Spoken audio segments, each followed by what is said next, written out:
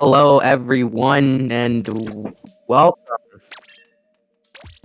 to Splatoon Monthly Invitation. I already forgot the name. Wow, we're only... I think what you're looking for, the name you're looking for, is Splatoon Monthly Invitational. Yep. Well, here we are. My voice is killing me. Well, I'm obviously Valorok. I have Nito here. Hello. Comic.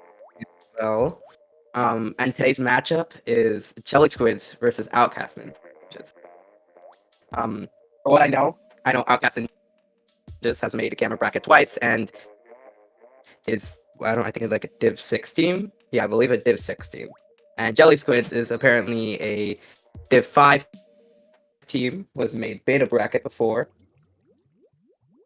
Yeah, and so one fun thing about the Outcast Ninjas is that they made it to Ludi Div 6 playoffs, but they lost. Unfortunately, they lost in a very close match against Insurance Agency, which, by the way, they're not a team to be messing around with. They are also a pretty strong team. So them going in a close match, going 5-4. 100%, I agree. I know Outcast Ninjas the best here because, well, Outcast Ninjas is the team here. Is most preferred team because they played in my tournament, so that's what I'm going off of.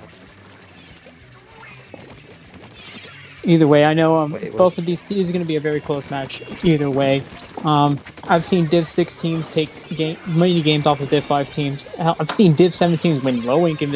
Low Ink, I think that was back in May when Ink Reapers did it. Yeah. So remember, Divs, they're a force to be reckoned with, especially with the underdogs. Never count out the underdogs. At the moment, I'm sorry, we're having some difficulties here. At the moment, Outcast just getting past that second checkpoint, going towards that third checkpoint here. Really well coming out. You like Jelly Squid are trying to pick them off here. That's 2 down on the side of Outcast Ninjas at the moment, taking 1 down. Currently going 2 down. This may be the end of their push as Jelly Squids looks for a comeback. Looks to recover some points after losing a few to Outcast Ninjas in that beginning push. Moment, it does seem like it is 24-100. That's 3 down on the side of Jelly Squids, and now Outcast is coming back. I'm guessing Jelly Squids is trying to get some sort of picks off, but couldn't do it. Now the armor's coming out on the side of Jelly Squids. Again, they're going to try to implement some defense here. Outcast coming out with a buoy on the tower. And now Jelly Squids goes 1 down. And Outcast Ninjas just try to capitalize on it. They go one down as well. Looks like Muddy's stuck in a difficult position here. And he goes down to the K-Pro. Octobrush trying to sneak up the wall. Doesn't quite get there. Ends up performing some very nice defense for Jelly Squids. However, they need to get some kind of a push going if they want to earn some points. Speaking of pushes, Outcast Ninjas coming in. Trying to earn some more points for them. Angelic goes down to the 96 gal. And they've got 3 down. In fact, 4 down. That's a complete wipe on the side of Outcast Ninjas. But they're gonna pop a booyah and try to earn some more points. Jelly Squid seem to be struggling right off the bat. He's going into the second half of the game. Jelly Squid's already going 1 down. Outcast Ninja's gonna earn some more points. They might go for a knockout here. Are they gonna get it? Yes, they will. Outcast Ninja starting this off strong with 1 KO on their side. But it's not quite over yet. Now for round 1, we have a best of 3 series. So all Outcast Ninjas need to do there is win 1 more match and they're on the way to round 2.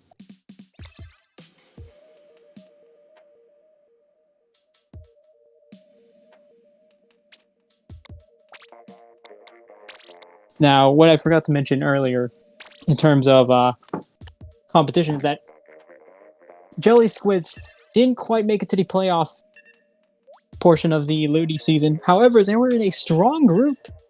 Group A in the Div 5 America included Access Denied and the Deep Fried Octolings, 2 teams not to be messing around with, especially when the Deep Fried Octolings made it all the way to Grand Finals and won it. After a very interesting set, and Access Denied, of course, heading into the playoffs as well, making it to about 4th place, losing to, again, the Deep Fried Octolings. Now we're going to be heading on to Clam Blitz and Starfish.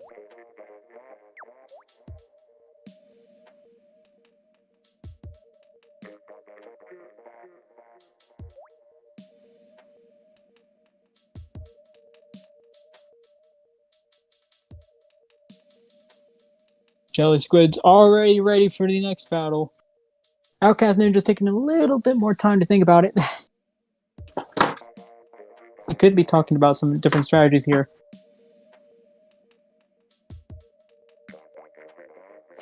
But I could be just talking about getting another KO. Anything can happen here.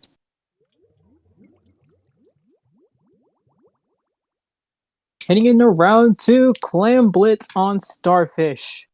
No, I mentioned that earlier, but we might as well do it again for redundancy.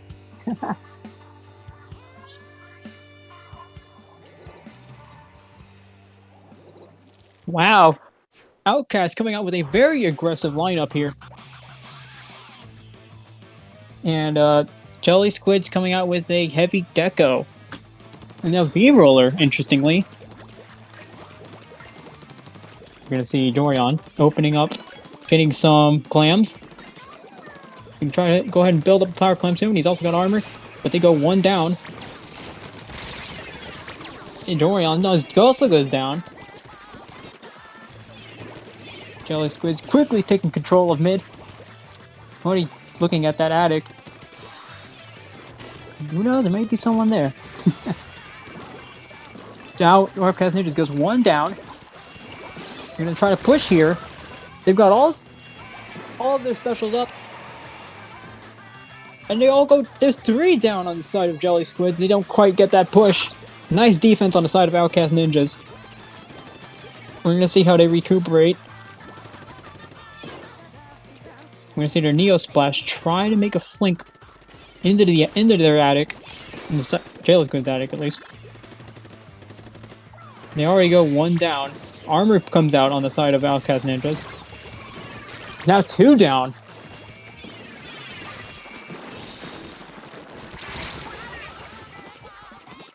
And then the roller gets a trade off that.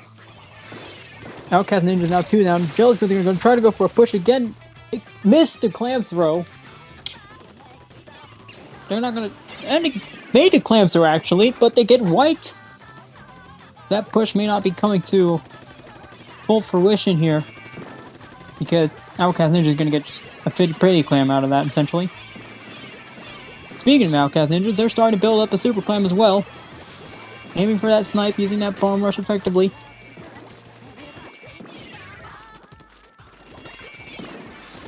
And they've got a super clam ready and on. And they go 1 down on each side. Still looking for an opportunity to strike here. The bubbles come out on the side of Jelly Squids. Seem like they're in trouble here. And the Neo Splash is in trouble here. Go down, gets double teamed. Mudding here, popping out the splash wall, signature of the K-52. One goes down to an auto bomb. It's going to be a duel out here. Vega manages to get away in time, but they're going to try to get a power clam in. And they do! Outcast Ninjas gets a power clam in. Can they get a few more clams in? They may even get a super clam in. One's going to jump in, and it doesn't quite get in. Incredible defense by the side of Jelly Squids. As they manage to stop that push, but not fast enough, as the Outcast Ninjas now have a lead. A short lead, but a lead nonetheless. Remember, guys, winning's winning. Doesn't matter if you win by an inch or by a mile. Some guy named Dom Toretto said that. And Outcast Ninja's getting a few picks now. The bubbles are coming out on the side of Jelly Squids. They get another clam, and they take the lead.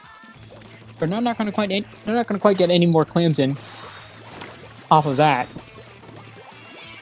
So Outcast Ninjas looking to respond to that push. Again, looking for that perfect opportunity. They need a few more picks here. They can't quite get in there just by rushing in. Now the Splash has got to be careful about the roller. The roller's down. They go 2 down on each side.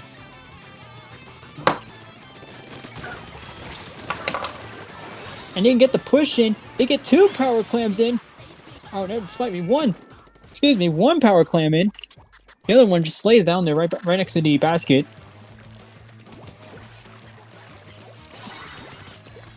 The moment is 68 to 70, 10 on both teams. Pretty close match, so it's probably going to come down to the last clam match here. So the last clam will decide the match. Ooh. The Gal was trying to get in. I believe that was Gal. That was Roller. That was Roller. Roller tried to get in. Roller tried to get in. Couldn't get in. Another one goes down. That's a remix. And it is a 2v4 right now at the moment. Jelly Squids with the 2 left.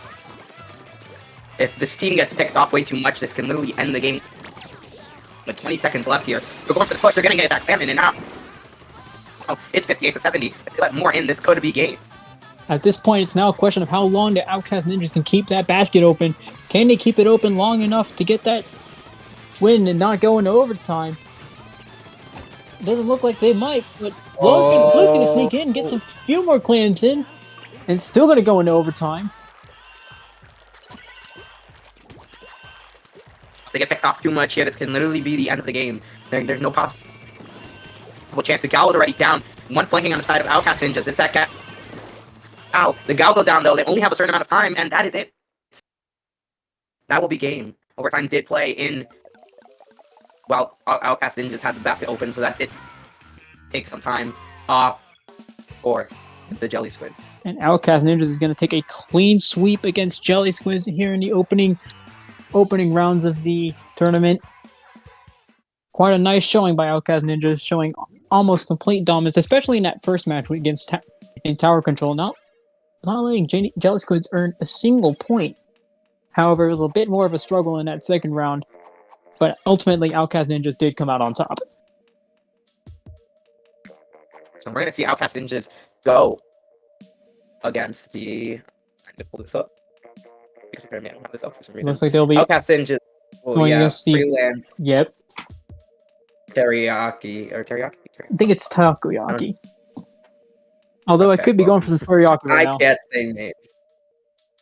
Oh, no. Some name. Yeah, they're gonna go get another team in the next round, basically. Yeah, just another team, you know. Yeah, I think well, that's how tournaments work. that'll be it. That'll be it for us for now. We'll be back with the Stay, next round, the semifinals. stay tuned, y'all. Finish bracket. We'll see you guys then.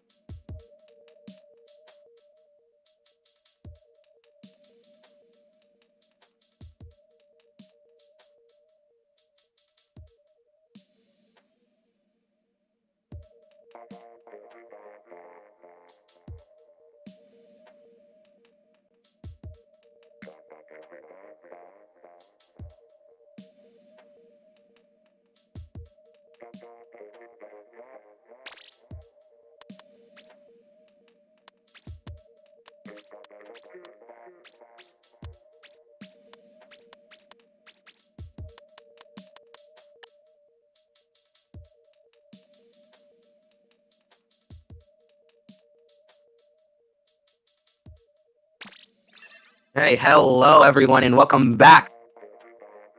The semifinals of the Splatoon Monthly Invitational.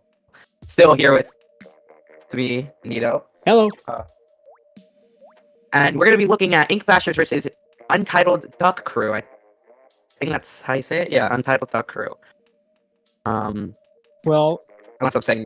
yeah, I mean, it's Untitled Duck Crew, unless they want to go by quack, quack, quack, quack, quack. I think that's how you say it in duck. Okay. That also works as well, yeah. Yeah, that also works. Jokes aside, But yeah. Ink Bashers got a strong showing in their division in Ludi. Div 7, they went all the way to 3rd place, and, Untitled Duck Crew going to 5th in beta bracket in last month's Low Link in their first showing. So, again, both pretty strong teams, both pretty good results behind them. I'm excited to see what they do here. 100%. I think it's going to be an interesting battle here between these two teams, but let's head straight into Rainmaker Humpback Pump Track. I think overlaps here with Blake. Okay. On the side of Ink Bashers, you have an NZAP 89, the Squeezer with Bubbles, the Sploosh, the Sheldon Spin Sploosh, and the regular Scope Sniper. On the side of Untitled Duck Crew, we have a... I don't remember what that was. Flash, a Gao, and a Soda Slasher. Backline already going down to a foil squeezer. And now they're going to look for more picks so you can try to push that Rainmaker. They're going to pick up the Rainmaker. Soda Slasher trying to do a little bit of the hard work here. Trying to protect that elbow. And the Rainmaker goes down to the Soda Slosher. Again, that Soda Slosher having to do a bit of heavy lifting here. Get that pain in with the Bomb Slosh. I mean, Bomb Slosh. Bomb Rush. Oh. Falling right into that bomb, the Slosher going straight into it. It seems like one down on both teams at the moment, and now Hammer coming through. Oh, Hammer gets cancelled by the Splash, and now we're Stingray coming out. It seems like they're going to go for a quick. They're popping all the special, but they don't know the Fresh. Oh, but the Fresh gets picked off by the Rainmaker, but the Rainmaker also gets picked off by Fresh. Ink Bashers They're now gonna try to go 3 down. here. It's going to be only the Sploosh down there. We're going to see what they try to do. Most of them are coming back, but they've got the lead. The Hammer's going to try to do some heavy lifting here too. Unfortunately, Hammer goes down. Now they're going to try to push, run for the pedestal. They get picked off. To trade there by the foil squeezer. It is there we go. That's all of them basically down and now. I think Asher's starting to try to make a oh, I'm guessing someone was flanking and picked them off. Picked off Fresh. At the moment all players are alive on the side of Duck Crew and just respawned is Fresh on the side of Ink Bashers. Rumi kinda getting in there trying to get that little shark but couldn't do anything about it. Now it's just when the jet goes down to a bomb. They're gonna pop Rainmaker. They have all their specials ready. They have the bubbles. They have the launch of the Stingray. All they need player to pick up that Rainmaker, and they're ready to go for it. Ink Bashers ready for another push. The bubbles coming out. Try to go for a push there. Doesn't quite get any picks. They get 2 down, 3 down. This is looking good for Ink Bashers, and the Rainmaker goes down to an Inkjet. They stop just ahead of the lead though. They're gonna go for a little more here. Oh, they don't quite get the KO, but they've gotten pretty close to the pedestal. It's gonna take a monumental push from the Untitled Duck Crew here. That is like 5 points. They need to definitely make a push here. Probably KO's what their best thing to do is here. But they need to get those picks. That Stingray is out. And that Stingray can definitely be a Stingray to stop their push entirely. They need to watch out. They're all moving back. And there's that Stingray we were talking about. That Stingray where it could literally do anything to stop it. But it doesn't stop it, apparently. And wait, I don't know what went down to the Rainmaker, but I'm guessing it was the Squeezer that picked it off. Now we're just down to a 3v4 or a 3v3 now. Or 44, Jesus Christ. Oh, what I'm saying. It's people versus people, either way. That's a good point. It is people versus people. Unless we have a DC. Well, it doesn't look like it's going to happen anytime soon as an Inkjet comes down. And it comes down by the Squeezer. Squeezer doing quite a bit of work for Ink Bashers.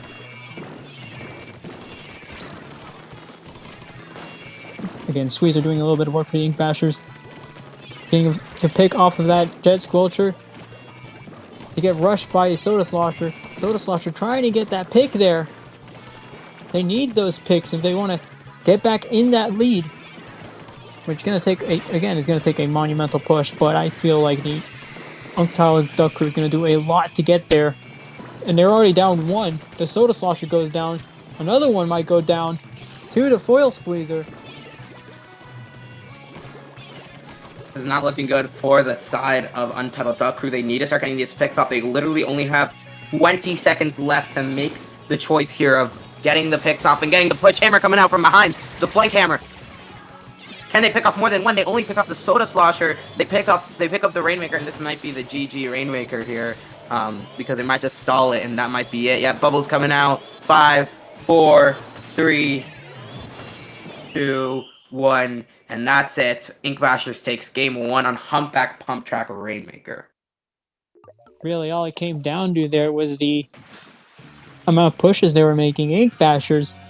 I mean, Untitled Duck Crew at the beginning, we thought that they may have had it there with that one push that got them to 35. However, Ink Bashers starting to put their foot on the gas.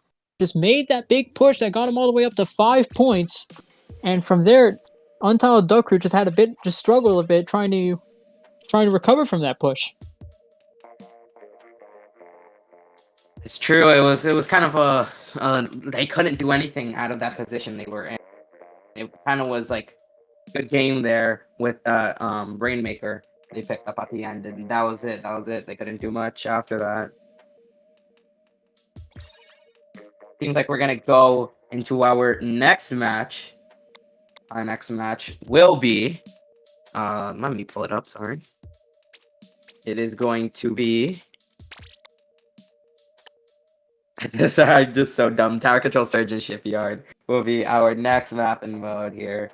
Now, Tower Control Surgeon, this seems to be a favorite amongst sloshers, so I wouldn't be surprised if they pulled out the Solar Slosher yet again.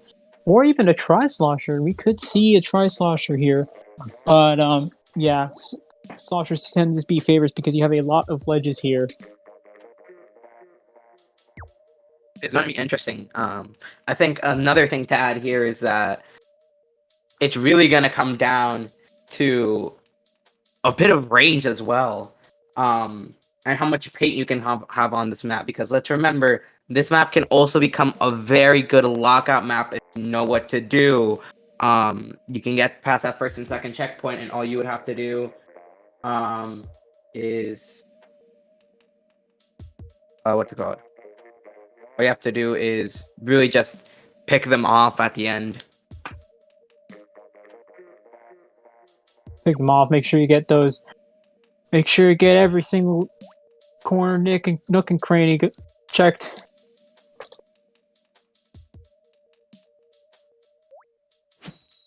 So we've got everyone ready. And here we go. Match 2 of this round. Tower Sturgeon.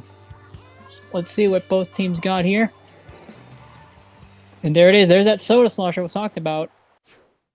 Ink Bashers opting for roughly the same comp they used last time. As you can see there, Zap is just going to try to go for the armor here.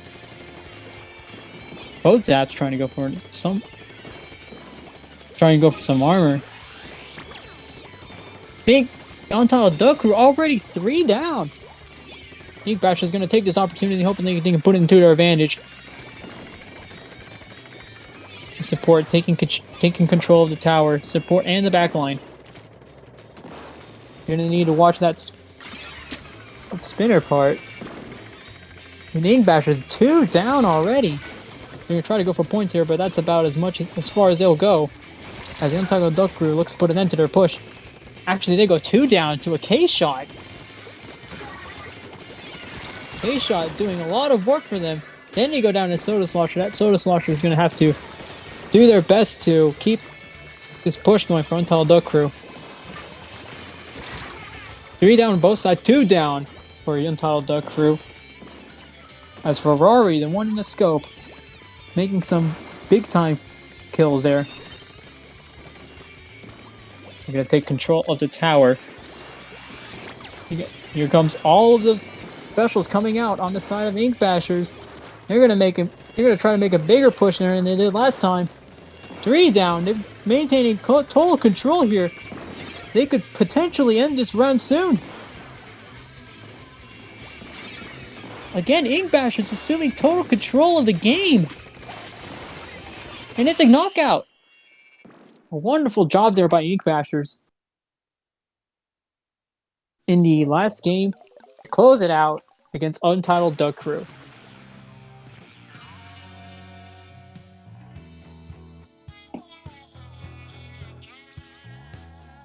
Again, as you can see there, K-Slosh doing most of the work, and I have just been corrected, is actually a best of 5. So you know what? It's not quite over yet. Untitled Duck Crew has a bit more work cut out for them, though. But remember, reverse sweeps are always possible. You never count out the underdogs.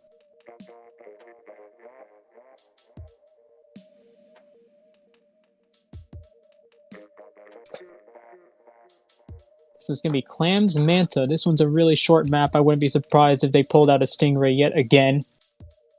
Maybe a bit of rain. And of course, can't go wrong with some armor.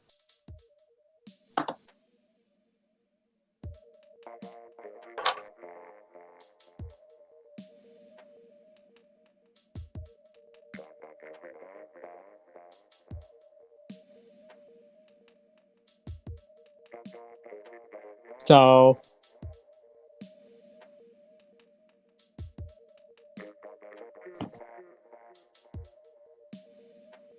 they're going to wait and decide to see who comes out and who comes in.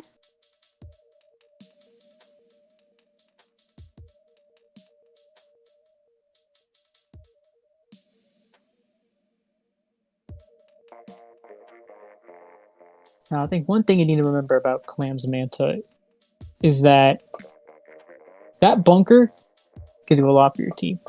Now, if the enemy were to take control of the bunker, see, there's nowhere else for them to go other than, well, feeding. But either way, Clams and Mantas is sure to be an interesting matchup here. Ink Bashers looking to close this out. Untitled Duck Crew looking for a reverse sweep, looking for a win here, so they know. So hopefully their battles won't go in vain.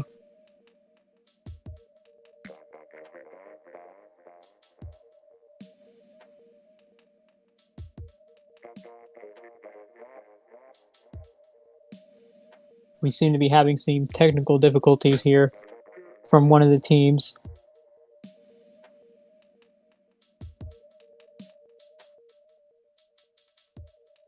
We hope everything's alright so we can keep this game going.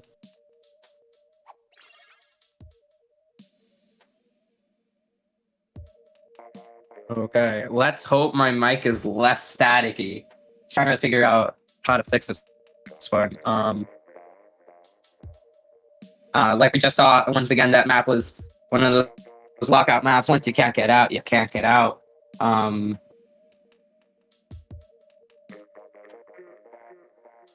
Apparently they're holding up for now.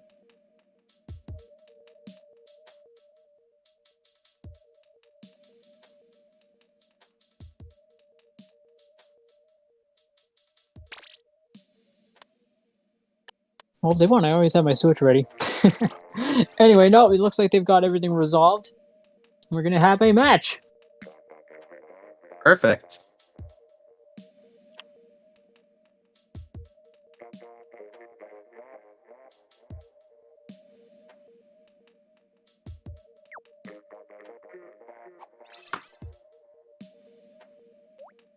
And Untitled Duck Crew. Oh, they've gone down one member. Now it's a 3v4. Oh It's no. going to be an This interesting situation here. unless they want to end the lobby, because they could do that. The DC wasn't. Daisy wasn't in the His middle Switch of the game. overheated. Wow, sounds like a problem I really have for those that know me.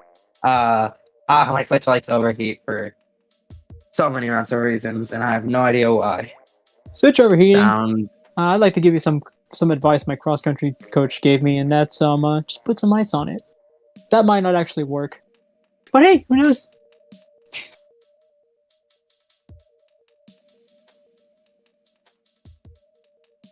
Well, at the moment, it seems like Ink Bashers are gonna get a nice quick KO, and then we're gonna restart from the beginning. I don't know if my mic is staticky or not. Let's hope it isn't.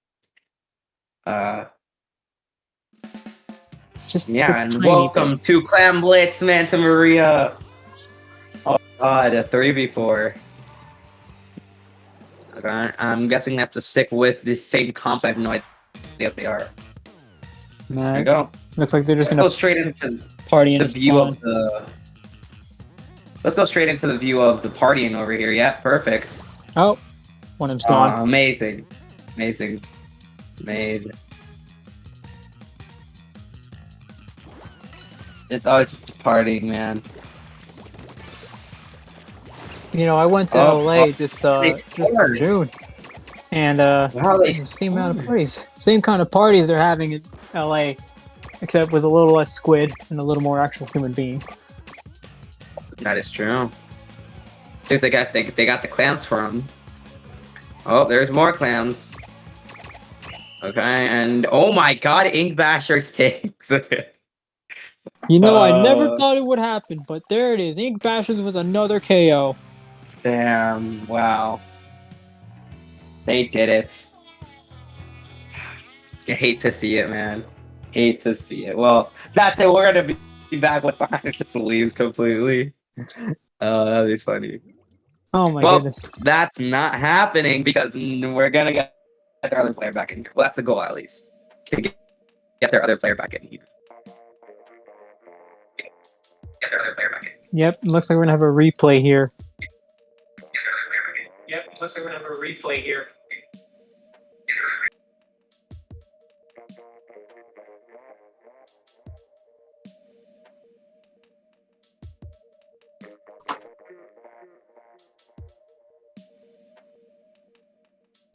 When the stream echoes because I have it pulled up. Yeah, it makes a lot more sense because I also have the stream pulled up as well. I was listening to it. And I was like, I have the stream up. Is it me echoing? And I noticed, I thought I went on mute and I didn't. And I don't know why. It happens.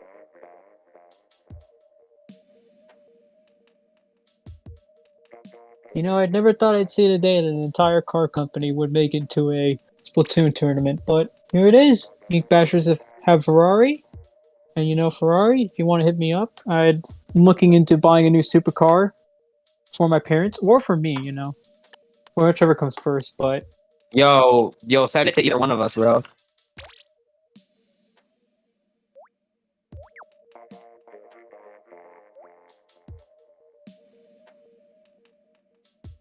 So my guess is that honestly, go for the same lineup. I'll take as many Ferraris as you can give me.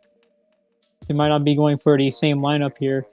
Untitled Duck Crew maybe be using a different lineup since they have a different player here, but we're gonna see what comes up on both sides. Indeed. Fresh just put in the chat, can I play Respawn Punisher on Cunder? Do you want my honest opinion? You can do so if you want to feed. If you want to throw. Chat picks my build. Oh man. Yo, just go all bomb defense. All bomb defense. All bomb defense also works. Well, this tournament's going great. We're already choosing people's gear, but talking about weapons, let's get straight into Manta Maria Clam Blitz. I'll talk about the weapon. This time for real, yeah. Hope no DC happens. No overheating. Nothing. Just straight up play. On the side of Ink Bashers, we have a K-Shot, a Scoped Firefin. My internet is being a butt cheek. What weapon is that? Squeezer, and the NZAP 89. On the side of Untitled Duck Crew, you have the K-Pro, a Junior, a K-Shot, and the Roller. Carbon Roller Deco, no less. One that seems to be the favorite pick among fans of ambushing. Now, Untitled Duck Crew, one down. They were looking for a push there, and it looks like they had the ingredients necessary to make that perfect push, but they didn't quite get it. They're going to back up here, look for another opportunity to strike. Untitled Duck Crew still looking for another pick. They've got one in the books. They're looking for another one. They're going to pop out that booyah, hit straight towards the bunker. That's where backlines love to hang out. Ink Bashers, they're also looking for an opportunity to strike. They've got a power clam ready, but they've gone 3 down. Doesn't look like they're going to get that push anytime soon. Untitled Duck Crew, however, going straight for it. And they've got a power clam in. They're going to get some more clams in. They've got a cornucopia of clams here. A clamocorpia. It seems like they're going to go to 50. Can they keep going? Can they take it to 47, 44? They're going to keep going. Oh, they got another one, 41. Oh, man, what a push from the side of Untitled Duck Crew. That's a perfect push. The push they actually needed there. So, yeah, it seems like they're going to start coming back. Ink Bashers trying to get the picks off. They have bubbles and they have armor. I'm guessing they're trying to wait for the missiles and try to... Yep, there we go. There comes the missiles and the armor. They're trying to go for a pick. There's 2 down on the left side, and now it's just going straight for the other 2, and they don't have a clam just yet. Oh, there goes the Squeezer down to the Roller, and now the Untitled Duck Crew is respawning here at the moment. Oh, that's 2 down. I mean, that's 2 picks on the side for the Carbon Roller right now. Right there now. Scene. This is good. Ink Bashers was looking for that response to the push that Untitled Duck Crew initiated earlier, but Untitled Duck Crew coming back with that good defense.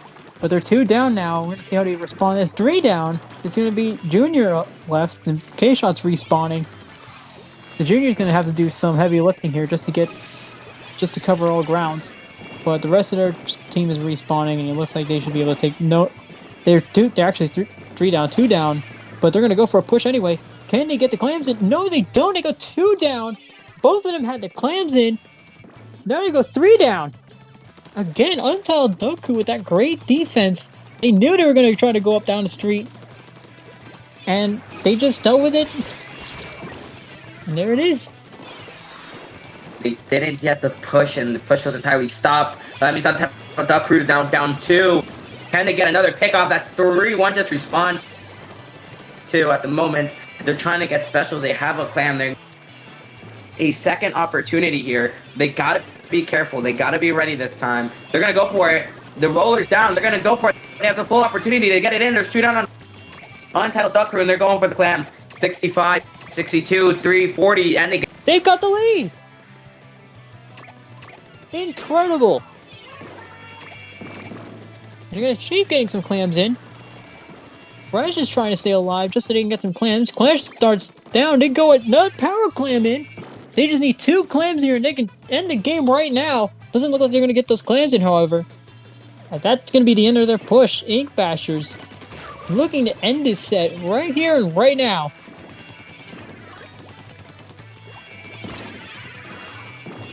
Ink Bashers looking to get that push going again so they can go ahead and close this game out. But however, they've got a big penalty to just... They have a big penalty they're going to have to get right over.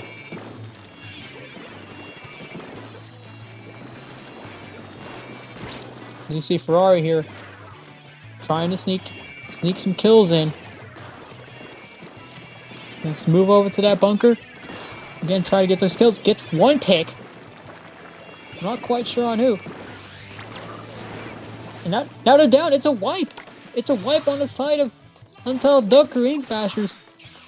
I don't know if they want to stall this one, if they want to go ahead and get the put. They're going to go ahead and try to push it right here.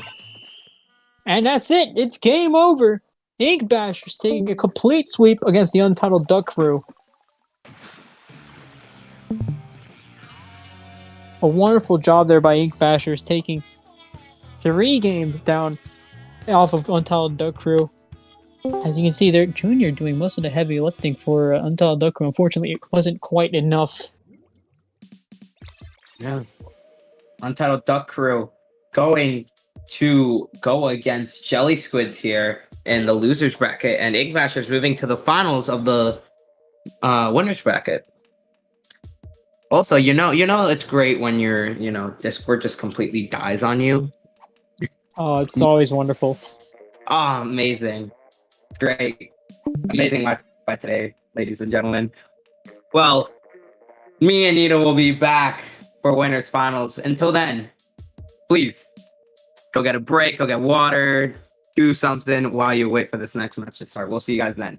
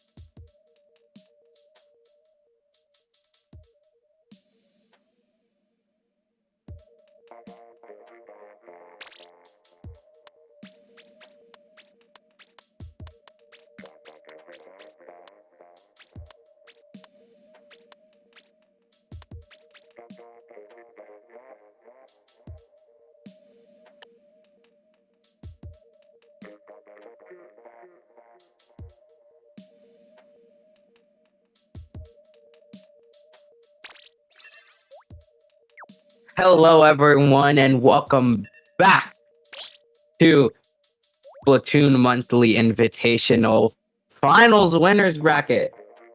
Of course, I have the one and only Nito here, Hello. and we're gonna go against Outcast Ninjas versus Ink Masters. We've seen both teams play. We saw Outcast Ninjas go against the Jelly Squids, and they 3-0 it, I believe. 2-0. 2-0, yep, 2-0, thank you. And we just saw the Ink Bashers play the Untitled Duck crew, and they went 3-0 as well. No, yeah, 3-0. They went 3-0 in that match. But yeah, here we go. Straight into Muscle Forge zones. On the side of Ink Bashers, we have a regular E-Leader, a Squeezer, a Junior, and a K-Shot. On the side of Outcast Ninjas, we have a K-Pro, a Junior, a Gal, and a CDS, custom CDS. Outcast Ninja a little quick on a draw here. They've already got, but Ink Basher's taking control of the tower. Not for long though. Outcast Ninjas looks like they're going to take control of it. Yes, they do. And they're already down one. We're going to see where they go from here. So the rain really blocking our view though, you know? But it seems like 2 down on the side of Outcast Ninjas here. And now it's Ink Bash trying to get the zone back. At the moment, it's a close game, but it seems like the picks are really starting to count them here because the more and more they get picked off, the more and more harder it's going to get for them to get that zone back. Outcast Ninjas, so you can see some of them patiently waiting for the opportunity to come back in, patiently waiting for a pick. They don't want to go in too aggressively. They don't want to risk losing more than they have to. And well, here they come. They're Ink Bashers is 2 down. The Outcast Ninjas looking to reclaim that zone. And it looks like they just might. It's the backline all on their own, and they've got the zone back. There you go. This is what the Outcast Ninjas want. They want to keep them staggering. They want to get those picks off, and they want them to keep getting, obviously staggered. Again, here comes in Ink Bashers with the armor. They have the bubbles, and they have the rain. It seems like they're going to pop rain here. Bubbles not coming out quite yet. They do have those missiles. They do pop that bubbles, and now they pop armor on the side of Outcast Ninjas. It seems like they're trying to get picks, but they can't. There goes that K-Shot. That's 1 down. There goes the... Oh, can they get that Junior? No, they cannot. Booyah Bomb comes out. I think that was a Booyah Bomb. That's some sort of bomb that just came out on the side of Ink Bashers. And right now, it's just 1 down on the side of Ink Bashers. Outcast Ninjas retakes the zone. They have that Booyah Bomb ready for when they need it. And this is where they want to keep that stagger game. Missiles are coming out. And they really just need to get those picks off here. As the Outcast Ninjas trying to establish some dominance here. 1 down on each side. Ink Bash is ready to reclaim the zone, get the zone back. But their dualies go down to the foil Squeezer. Outcast Ninjas, though, still trying to reclaim that zone. The Squeezer goes down. They're up 4. One of them's respawning, though. But Outcast Ninjas is looking to reclaim that. They're going to get them painted. They're going to try to get that 1 pick against someone who just jumped out. Jumped out too fast. Booyah Bomb coming out. They pop that armor on the side of Outcast. Not Outcast, apologies. On the side of Ink Bash. They also pop those missiles. They are very close. 37-28. They want to get that zone back. Can they pick off that Squeezer? No, they can't. The CDS goes down, and that's going to be zone. And Ink Bash is taking zone here. Oh, winner with a little shark, but the snipe from Ferrari coming out straight from the ink and getting that pick off. Now you see why they call him Ferrari. Fast with those snaps there. I'm not surprised if Ferrari ends up in the next Fast and Furious movie, to be honest. Also, we got on the side of Outcast Ninjas. They do have that rain ready. They're going to pop that rain. Oh, God. Ferrari's getting stuck in ink right now, and they're going to go for the zone. Ferrari jumping back, and now it's just the Squeezer and the E-Leader. Ink Bashers would get a little more points off just to extend their lead. However, Outcast Ninjas quickly chipping away that penalty, and they just might get their points again. Ink Bashers threatening it, though. Ink Bashers trying to make a comeback here. 2 down on the side of Outcast Ninjas. Looks like Ink Basher is going to take control of the zone again. Again, you see some Outcast Ninjas members getting in some tough positions there. They don't want to be in those positions. See, like that right there, I just feel like that was a tough position for them to come out of. But Ink Bashers, however, are going to take advantage of that. They might just get the knockout here, actually. Oh, yeah, I think that's going to be knockout. Yeah, that will be knockout, and Ink Bashers will take game number 1 on Muscle Forge Fitness Zones. Remember, to the best of 7, so they got to win 4 games in a row to get to grand finals. So it's not technically over, and this game was very close, so I expect to see more close games like these. Yeah, but as I mentioned earlier, it was just a matter of Outcast Ninjas getting themselves in positions they probably shouldn't have gotten themselves into. Again, it was all about like finding people in position, finding people, and just making sure you don't lose more than you have to lose. And I feel like Outcast Ninjas may have lost a little more than they had to lose there, which resulted in Ink Bashers getting those picks that they needed just to close out the game. But despite that, it was still a really close game. The lead went back and forth. Outcast Ninja still has a chance here. Don't count them out just yet. That is very, very true. But somebody talk about this map. Chaz, what you doing, man? Come on. On arrow on attack control. I don't know if that's the best arrow runner. Certainly an interesting pick here. Again, I won't be surprised if I see someone running Ray spam here.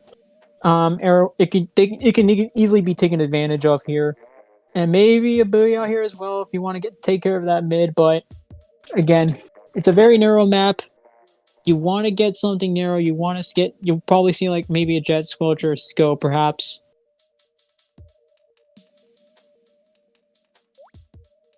You want to see a good amount of range here, to be honest, from both teams, not just a little bit of range. But we're going to go straight into tower control. Arowana Mall. I'm excited for this game because this game can go either way. Let's begin. Here we go. On the side of Ink Bashers, they got a Squeezer, a Scoped Sniper, a MZAP-89, and a K-Shot. On the side of... Jesus Christ, my voice is killing me. On the side of Outcast Ninjas, you have a CDS, a K-Pro, a Neo Splash, and a Junior Armor Plating Pop on the side of Outcast Ninjas. Also on the side of Ink Bashers, and they're getting pushed back. That's 1 down on the side of Outcast Ninjas, and they're going to continue going. They get through that little area on the right side where they can just jump on in and pick them off, and that's another kill from Woomy taking 2 there, I believe. Bubbles coming out on the right side. They're trying to pressure the tower. There goes Woomy off of that tower. Now it's just 2 left on the side of Ink Bashers. Outcast Ninjas looking to respond to that push from earlier. They aren't quite there. They aren't quite where they want to be yet, but they just need a few more picks, and they can easily get back into a position. However, it looks like Ink Bashers isn't budging. Someone's sneaking up through. Someone from Outcast Ninjas trying to sneak up through the alley. Doesn't quite get the flank they want, but Ink Bashers now 2 down. I think both teams 2 down. One's coming out of respawn for our Outcast Ninjas. And now it's really starting to run here because they need to get these picks off. If they don't get these picks off, then this isn't gonna be well. That's 3 down on the side of Outcast Ninjas, and now it's a 2v2. One just respawned, and now it's a 3v3. It was a 3 down situation on the side of Outcast Ninjas. They got picked off themselves instead of getting the picks they needed, and now they're gonna start sending it back. Bubbles coming through. They do pop the bubble. Nothing much happens. Junior trying to get a pick. There goes another one down, and now we're down to the last 2 on the side of Ink Bashers. Now it looks like Outcast Ninjas has an opportunity to make a response here. They've got it. They've got armor. They're gonna go ahead and pop that armor. They need to push up here. They lose their junior to the foil squeezer, sitting neatly on their snipe. Foil squeezer trying to look for another pick here. This other pick here can be monumental for Ink Bashers. 2 people in the alley. One for Ink Bashers, one for Outcast Ninjas. They're gonna go ahead and sneak up that. Try to get some more points here. However, they go down 1 player. Both teams down 1 player. Ink Bashers is gonna go ahead and continue getting points anyway. And no, Outcast Ninja is trying to retake the tower. The CDS Outcast Ninjas are just getting picked off, man. It's just pick after pick from the side of Ink Bashers here. That's a double bomb kill from the side of Outcast Ninjas. That was a nice double bomb kill. But they still can't do anything. They can't get rid of them. They try to, but then they get picked off themselves right after. This is not looking good for the side of Outcast Ninjas right now. Looking at that alley. That Zap could play a real good threat to the Outcast Ninjas. However, looks like they're gonna pop armor. Looks like Ink Bash is gonna go ahead and retake that tower. Get another pick off that K-Pro. Zap looking for another kill. Gets the other kill against that CDS, and they're gonna go ahead and retake that tower. Yeah, this is gonna be a staggering one. If they can't get the picks off, this game is going to be over, and they're not gonna win it because there's just no picks left, and they can't do much about it here. And that's a problem here with Outcast Ninjas. Too much going down, and they can't do anything about getting back up from where they're getting picked off from. Looks like Outcast Ninjas is taking control of the tower yet again. If you're an Outcast Ninjas fan, you're looking for that big push by them. They need this push. You can tell some kind of desperation starting to settle in for them. They need to get this. They need to get this win here. They're not too far off from a tie here, but you're still looking for them to get. That's 3 down on the side of Ink Bashers. It's just the K-Shot. K-Shot gets picked off. This can be it. This can be the lead change to get the lead. Here we go. There we go. That's the lead change, and now it's down to the last seconds. Can they get past that checkpoint? That checkpoint is crucial to get past by. Can they do it? They do! They do it with 10 seconds left. Ink Bashers can lose right now. 3 seconds left. Noise on tower. And Outcast Ninjas wins it. Oh, man. That is a successful comeback there by Outcast Ninjas. They knew what they were doing wrong, and they fixed it almost immediately right then and there. They were able to get those picks. They were able to push efficiently, and as you can see, that worked out so well for them. Getting them to the lead they needed right as soon as the game was about to end. Absolutely wonderful job there by Outcast Ninjas. That second push, and they got past that second checkpoint. I mean, the third checkpoint or second checkpoint. I don't remember which checkpoint it is anymore. It's the second one. They got past that second checkpoint, which is the last checkpoint. Very crucial checkpoint they need there. And that got them the win. But next we're going to go on Clam Blitz Wahoo World now. I don't think this map is too bad. A baller, a booyah bomb, bubbles, jump splash down could even work here. It's going to be interesting to see the comps they pull.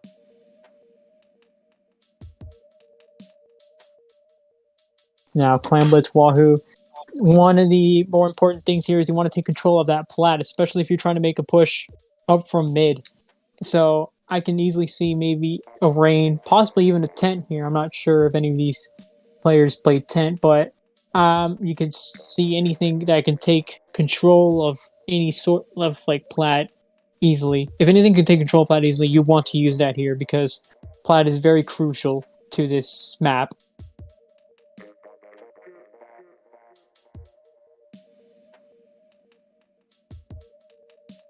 Honestly, I think another thing that'd be nice to see here is a what's it called? Did you already say tent? Yeah. Did you already call it out? Okay, well, yeah, I was gonna say tent as well. I don't know, once again, I think there's a tent with bubbles. I don't recall. And I know there's a tent with Cameron. That would probably be your best bet here on Clam Blitz. Wahoo World 1-1, and we're down. Definitely, we are confirmed to see a game 5. Either way, another high, and then we're going to see a game 7. But let's go straight into Clam Blitz, Wahoo World. On the side of Ink Bashers, you have a Squeezer, a K-Shot, a Enzap 89, and you have a regular E-Leader. On the side of Outcast Ninjas, you have a Neo Splash, a CDS, a K-Pro, and a Junior. Already one down on the side of Outcast Ninjas. Popping armor, Ink Bashers popping armor here. Now Ink Bashers gets 2 picks. Gets 2 picks here, now looking for a push. One starting to back up. That's probably their best course of action here. But do they have enough clams necessary? Do they have the clams necessary to make a power clam? Yes, they do. Unfortunately, they get pushed, killed right before they can get it in. Someone else gets it in. They've got both power clams in. Their only best course of action here for the E-Leader would be back off. They die. They die, however. But that is a big push for Ink Bashers, getting them to 57 points remaining. That's going to be enough for now, but who knows what Outcast Ninjas is up to here. They're trying to get another push. They get 1 down. They get 2 down. One's coming out of respawn. And they're going to get a power clam in. There it is. They got the clam, and they got also Boom, and now they're scoring points with just the clams.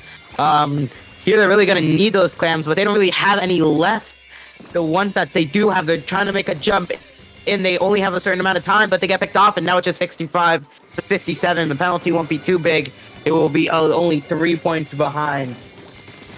3 points behind Ink Bashers. Penalty. Went to their sharking the glass, waiting for that. Gonna go down, going down to the plat. They're gonna try to make a push here. I'm assuming they've got an armor. They're gonna look for another push here. It's probably gonna be the best thing to do here. One of the Ink Basher players going for a push, doesn't quite get it, or maybe not a push, or maybe a flank, but they're already down. They're down 1. The point is they're down 1, and they're gonna start looking for another pick. Outcast Ninjas waiting for that perfect opportunity to strike.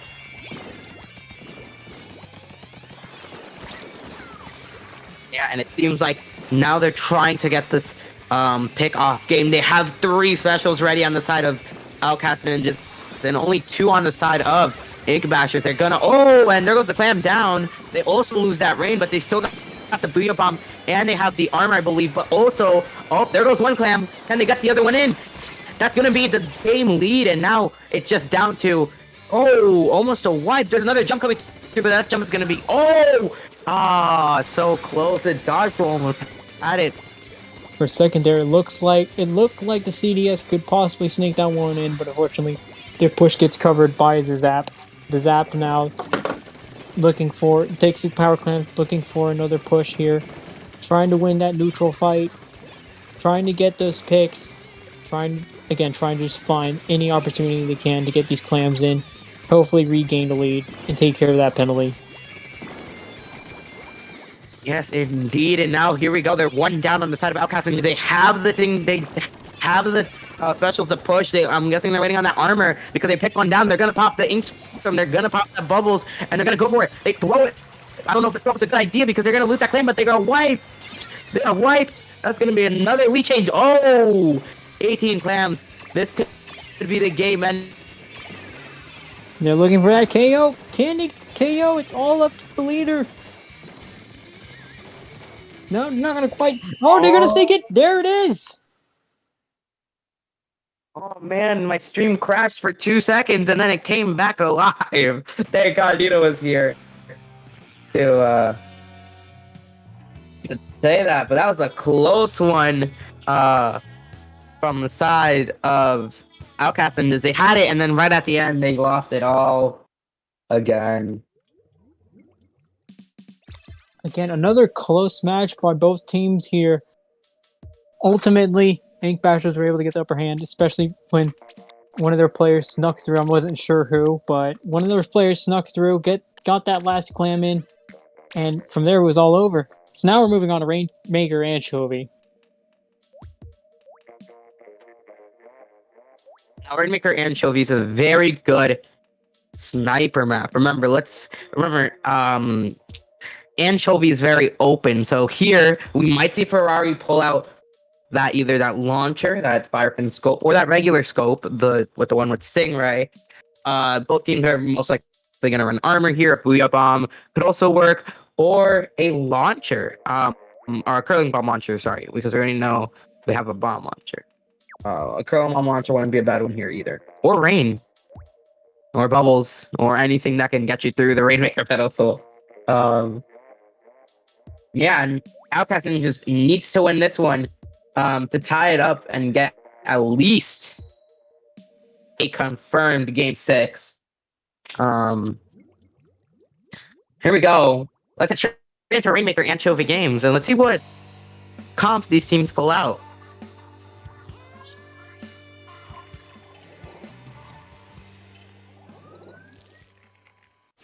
Here we go. Let's talk about these comps on the side of Inkbusters. You got that Squeezer, that regular scoped sniper, that ends up 89, and that Sploosh with Shelton's pick on it. On the side of Outcast Ninja, you got that Junior, that K-Pro, the Neo Splash, and the regular dually Squelchers. It's gonna be a fight for neutral here. They're already down a dually Squelchers. They're now down 2 as they're doing Squelchers, presumably coming out of spawn. Inkbusters going for a push here with the bubbles. They've got a pick. They've got one player left down. And it's gonna come down. Could this be an early KO? No. You put early into that push. They are getting picked off. They are getting picked off. Oh, I don't know if that move from picking up the Rainmaker was a smart idea from the side of Crashers. That definitely could have given them more points and possibly a KO if they just held it there and waited, since they worked 2 down on the side of Outcast Ninjas. A bit too fast on the draw there. Outcast Ninjas looking to respond to it. Their K-Pro dies to a splat bomb as soon as they come off the Booyah. And it's going to be a fight for neutral here as Inkbusters is looking to get another pick on... Oh, whoever's down there. But they lose the Rain... Outcast Ninja loses the Rainmaker despite it. And one themselves in their court. And we're going to see try to make another push here. Inkbusters coming out with the bubbles. Ooh, the bubble kill, and they might get another kill. There's another one. Oh man, this is looking very good for the side of Inkbusters. For Outcast Ninjas, not very good. They need to get these picks off. Remember, if they don't get these picks off, this can literally be it for Outcast Ninjas. And they can... Oh, that's the readout on the side of Inkbusters. That pop like them all. Yep, the Ray's gonna come out for... The Ray's gonna come out and see if they try to make a pick out of this. Not quite, but they get the Rainmaker, and surprisingly, Outcast Ninjas pick it up. I didn't think they would pick it up here, but they're gonna try to make a push down the... Actually, not gonna try to make, but they're gonna try to stall it, wait for the teammates. That's the best course of action here. Just wait for the teammates, but they do get picked off. I don't know if picking up that Rainmaker is the best decision from the side of Outcast Ninjas. I don't think they expected to have all their members go down there, and they just picked it up, and they really couldn't do much about it. They're going to go for another push here. They really got to watch out because they do have their teammates alive here. And the Rainmaker is all by themselves. Like, they need to watch for people coming in through snipe. They're going to come in through snipe here, and that's exactly what I was talking about there. They were just waiting to drop on the Rainmaker. Maybe that Rainmaker was too early on the draw, too quick on the draw there.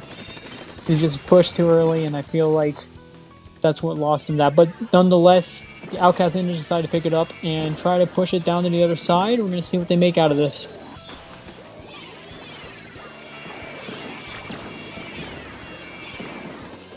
Right now, it seems like they're going to go for the push. The launcher coming out. They do have that Stingray, and that Stingray is going to come out.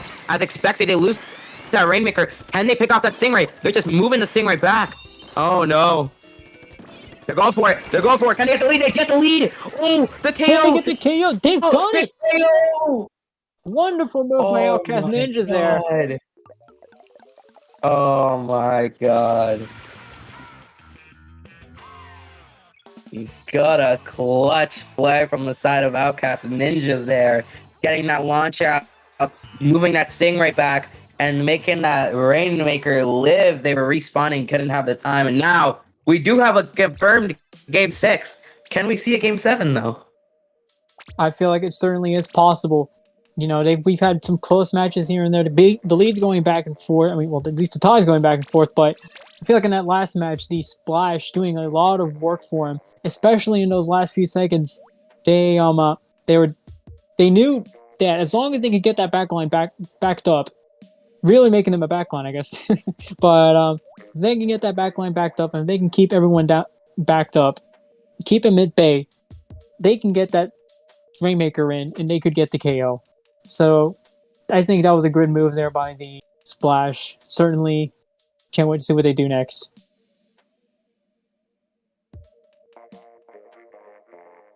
Honestly, the match that Ink Bashers, you know, right now it seems like it's back and forth, and for Ink Bashers, I think they aren't doing very, very bad against a team that's very, very good. They are not doing bad at all. Not doing bad at all here. Oh, certainly. Remember, we do still have 2 more games to go. And if either team if both teams do take a match from these next 2 games, then we're going to see Game 7, and that will be the first Game 7 of the entire tournament before we even get into a grand finals. Well, you know, let's get into game number 5. Splat Zone, Skipper Pavilion. This is another very well-known lockout where you can just get the picks and it can be over. But let's talk about these comps. No backline from the side of Outcast Ninja. Let's start with them. They have a K-Shot, a Junior, wrong team, a CDS, and a Neo Splash. On the side of Ink Bashers, they have the NZAP, the K-Gal, sorry. The regular E-Leader, and a Squeezer with Bubble. Oh, that's 2 down already on the side of Ink Bashers. Can they get another after triple? They only have that Gal left. That Gal's the only thing left that they have. That Gal part backing very far up. They already do have the Booyah. They're going to try to use that Booyah, but to no avail here. They don't quite get the zone, but they're going to pop an Ink Storm down that middle area. And now the Ink Bashers getting the zone now. They're going to try to take advantage of this sort of possession they have of the zone. But they pop some missiles. They're going to try to scatter them, try to move them around. We're going to see what happens here. I'm taking a lead at Ink Bashers, but now it's time. They're coming back in. The Outcast Ninjas are trying to get that zone back. Can they do it, though? I don't know. It's going to be very hard for them, too. That E-Leader behind them. And there we go. They get the zone back. A lovely number of 69 here. Can I get a nice in the chat? Down penalty. Nice 69. But the picks are getting the Ink Bashers now. And it's just a sniper and their K-Gal. This isn't good for the side of Ink Bashers. And they're counting. And they take the lead. Booyah coming out on the side of Ink Bashers. Armor is also coming out on the side of Ink Bashers. Missiles come out on the side of Outcast Ninjas. K-Shot going down to the side of Outcast. And now it's 2 down on the side of Outcast. They're going to take zone back. They do have that armor. They might pick off the CDS. No, the CDS picks off the Gal. And now all of Outcast Ninjas is back and ready to go. Outcast Ninjas, I feel like they dropped down a bit too early there. They should have I feel like they should have waited a little longer, but Ink Bashers is able to clean that up nice and cleanly. Ink Bashers is now looking to get that lead back. Fresh in a bit of trouble there. Got it. They're close. Oh, they got stopped, but I think they have it. Yep, here we go. They take the lead 30. They're going to continue counting. They can probably count it to 20. No, I don't think they will. That launcher's coming out. The bubbles and the Ink Storm from the side of Ink Bashers. That's 2 down on the side of Outcast Ninjas. And they're going to take that zone back. This is not looking too good for the side of Outcast Ninjas. It's not technically over just yet, but they're getting picked off a little too much. Missiles coming out from the side of Outcast Ninjas. They have that Ink Armor on the side of Ink Bashers. Ready to go. That sniper picks off the Splash, and now they're going to go for the zone, take off that penalty. No more penalty needed, and now it's just counting. And now it's just Ink Bashers. They can't afford to make any kind of aggressive plays here. All they need is for them to just take control of zone, but they've already gone 2 down. Can they keep the zone long enough? Not quite. It looks like no. It looks like No, they do. wow. You know what? Prove me wrong, Ink Bashers. Way to prove me wrong. Ink Bashers getting that win there. And that's match set point for Outcast Ninjas. And now this is where it gets stressful. You want to win this next game because if not, they'll be knocked into losers finals. I believe, yeah, losers finals, and let the other team go to grand finals. For Outcast Ninjas, they want to win this here to take it to a game 7. Frank Bashers, they want to win here to take it to grand finals. They just want to go straight to grand finals here. So Tower Albacore, really, I think most of us know this is just a range map. As long as you have some kind of range there, you'll be fine. But I think in terms of last match, I think Outcast Ninjas sometimes I feel like Outcast Ninjas made some plays that they shouldn't have. They lost some players that they shouldn't have, and they made some pushes a bit too early. Maybe they didn't wait for their teammates. But I feel like they just can't afford to have that happen here because, simply put, Ink Bashers can win this match and just send them straight to losers finals. But again, Outcast Ninjas, they can also prove me wrong. They've proven us wrong in they've proven us wrong in other matches. So I'm excited to see what they're gonna do here. 100%. Teams are basically almost ready. Am I gonna read off the same weapons again? We're about to see. This is gonna be interesting. Let's go to possibly the final match. Possibly the final match of finals. I'm not gonna call it too early, just possibility since it is match point. But let's talk about these comps here. We go on the side of Outcast Ninjas. You have that regular Squelcher, the regular Junior, the K-Pro, and the Splash and Neo. On the side of Ink Bashers, you got that Squeezer, that NZAP 89, and that regular Sniper Scoped, and the Tetras. Tetras is an interesting choice here because all they can do is dash 4 times and have Splashdown, which is pretty useful. But for a map like this, I don't know how useful that can actually be. 3 down on the side of Ink Bashers, and now they want to get on the tower and keep it going. It's a delayed wipe right there by Outcast Ninjas. Here they go, coming in. They're starting to tell them, hey, Ink Bashers, we're here to play. We're here to win. We let you get some wins earlier, but that's about as far as we're gonna let you go. But Outcast Ninjas starting to push it a little further. Jorion is in a bit of trouble here, but they're gonna keep the tower pushing. They're gonna keep it going along. They're gonna get the checkpoint too. They go down to one of 3 players there on the grates. Well, they still got another one on that left side. They do take out the Tetras, and at the moment they might come in with a flank. Yep, they come on in on tower again. I know there's another fight happening, but there's a flank that happened on the left side that wasn't recorded by the stream, but they got the pick off and they got the tower back. Launcher, Booyah Bomb coming out, Ink Armor coming out, they're popping everything, missiles coming out even. Here we are, guys. This is where they're gonna try to make a push to get past that second checkpoint and make a notable push towards the last checkpoint. That's 3 down on the side of Ink Bashers. That's a delayed wipe there from the side of Outcast Ninjas. Oh my god, going to that last checkpoint. They have a chance to count it here. They almost have armor ready. Oh, but as soon as they get armor, they get picked off. I think their best course of action here for Outcast Ninjas, at some point they just gotta let them have it. Like this one right here, they just gotta let them have it here. If they try to push it any further, they're gonna try to push it further, but they just can't afford to get too aggressive sometimes. But right here, it looks like they've got enough players back, and it looks like they're gonna try to make something happen here. They do make something happen. Oh, 2 down. Oh my god, the splash coming out from the Dapple dudes. A second, the Dapples also go out. Oh man, not looking good for Ink Bashers getting picked off. Also the Sniper going down. Now it's gonna go to the last checkpoint. Can the Outcast? Oh, wow, that's 2 down.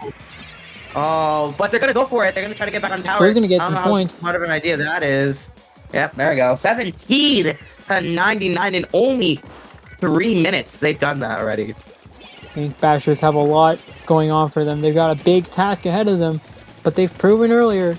I mean, this game is if this set has proven anything to us, is that they are capable of making some really big comebacks, some really big plays to get them the win that they need.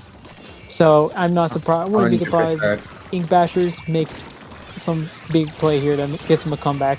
However, they do lose that squeezer to a junior. Another two. Now they're 2 down. Yeah. Oh, that's 3 down. This is not good for the side of Outcast Ninjas.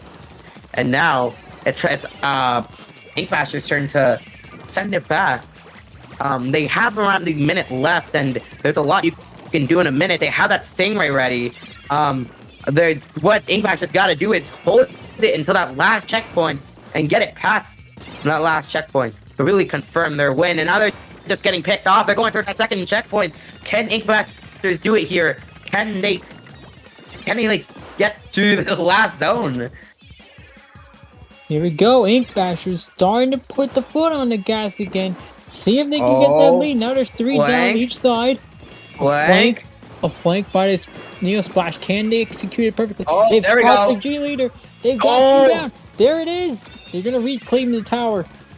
And they're That was a close one. Close call for the side of Outcast Ninjas. They almost lost if they didn't get those picks there. But remember, it is 20-17. They're popping all of their specials now. Outcast Ninjas is trying to pop their specials here, saying, this is it. We want this over and to throw it into a game 7. And the Brio Bomb coming out on the side of Outcast Ninjas, and they do still have those missiles. I'm guessing they're keeping those for if they're going to make a push. Ink Basher's is going to make a push. Yep, there we go. 10 seconds left. It just looks like it possibly going to overtime. It probably will. Looks like we're gonna head into overtime. Ink Bashers looking to keep. Missiles come out. Oh, they get picked off. There it is. And that's it. Game 7 will happen. Oh my god. What a close set. Look at that. Outcast Ninjas proving to us that they got what it takes. They've got what it takes, and they're telling us, hey, look, we let you have your fun, but now it's time for us to have some fun as well. Now it looks like they're gonna go to game 7. Anything goes here. Anything can go here. Anything can go wrong. Anything can go right. It's gonna be fun to watch. Clam's Gobi. This is gonna be amazing. Okay, well, I have my preferred team to win this. But from just seeing, it seems like Ink Bashers has always won the first game. It's always been game 1, game 3, and game 5 that have won. And the Outcast Ninjas has won game 2, game 4, and game 6. So can they break that first game losing streak, that on number losing streak, and go and win game 7? Now, Clam's Gobi. This is sort of an oddball pick, if I'm honest, but I haven't seen enough Gobi to really tell you what's going on here, but I think the best course of actions in Gobi is also a pretty small map, so we could see, especially for Clams, we could see maybe Rain, maybe Ray, but again, anything can go here. I think we might just be seeing the same thing we've been seeing, but, you know, again, these teams have been able to surprise us many times, so... 100%. And let's get straight into Gobi Arena. Game 7 of the winners finals bracket. Here we go for the last time in losers finals. Let's talk about these comps. They have a sticker Nautilus on the side of Ink Bashers. They have the Squeezer with bubbles, the MZAP 89 with armor, and the K-Shot with missiles. On the side of Outcast Ninjas, you have the K-Pro with the Junior with armor, the regular Squelcher with missiles, and the Neo Splash with the launcher, suction mount launcher here. So 4-4 here. They're still looking for a win on the neutral fight. Will they get it? It looks like they're closing in on them. But 1 down each side. Still a neutral battle here. Still anyone's game. And they go at, well, there's Outcast Ninjas going 2 down. Both teams down 1, at least 1. Oh no. It seems like they're getting picked off a little too much now. They want to get back and get the mid. Mid is really going to be the decider of who can get those points in.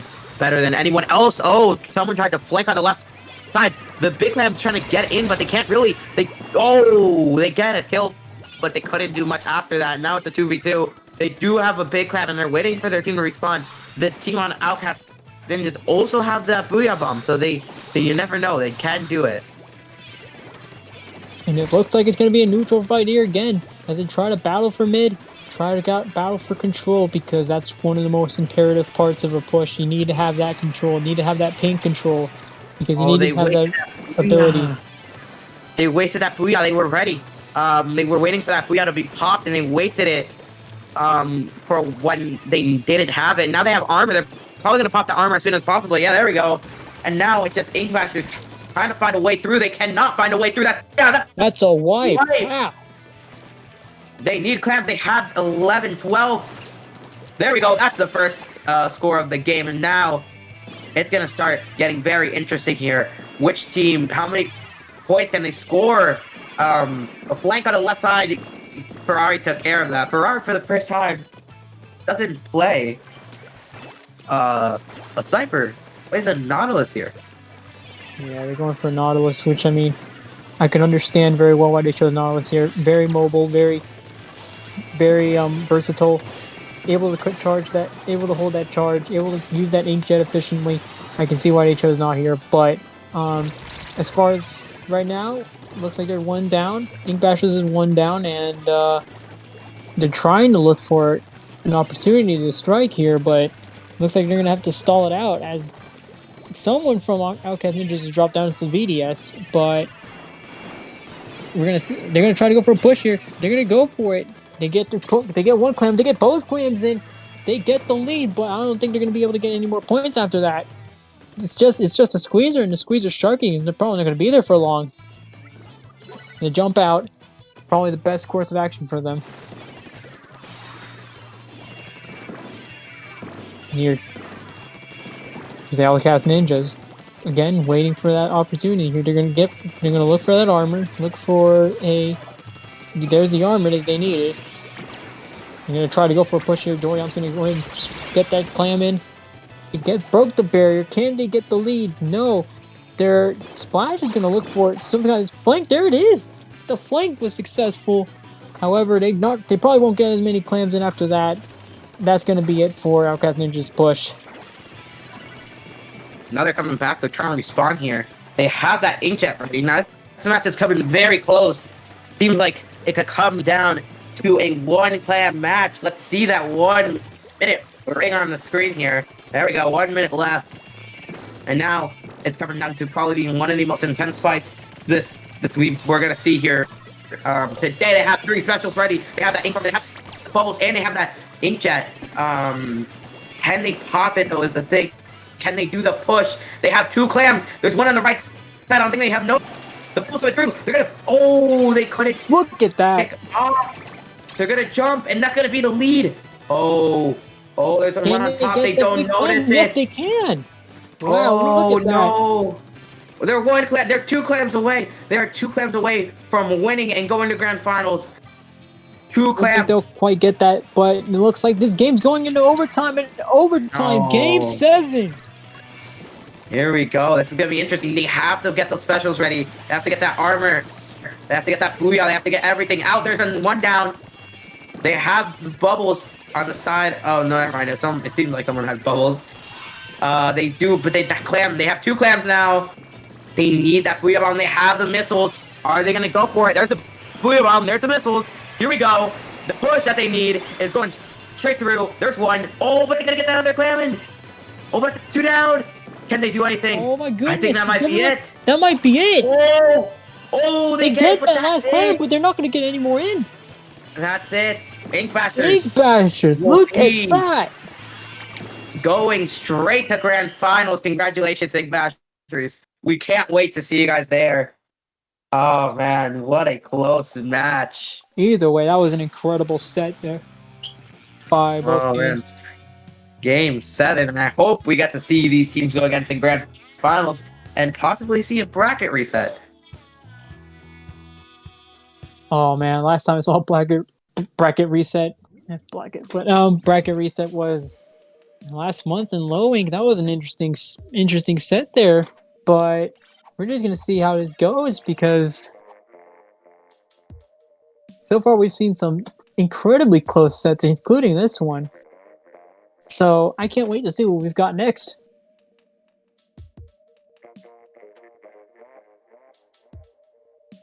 So for right now, it's gonna be That's it. gonna be it. Yep. And We're not sprint right now. We're not completely gone. So we'll be back with losers finals. Yeah, that's it. We'll be back for losers finals and to see who will be the second team going to grand finals and going against the Yankees. We'll be back soon. Please stay seated. We'll see you then.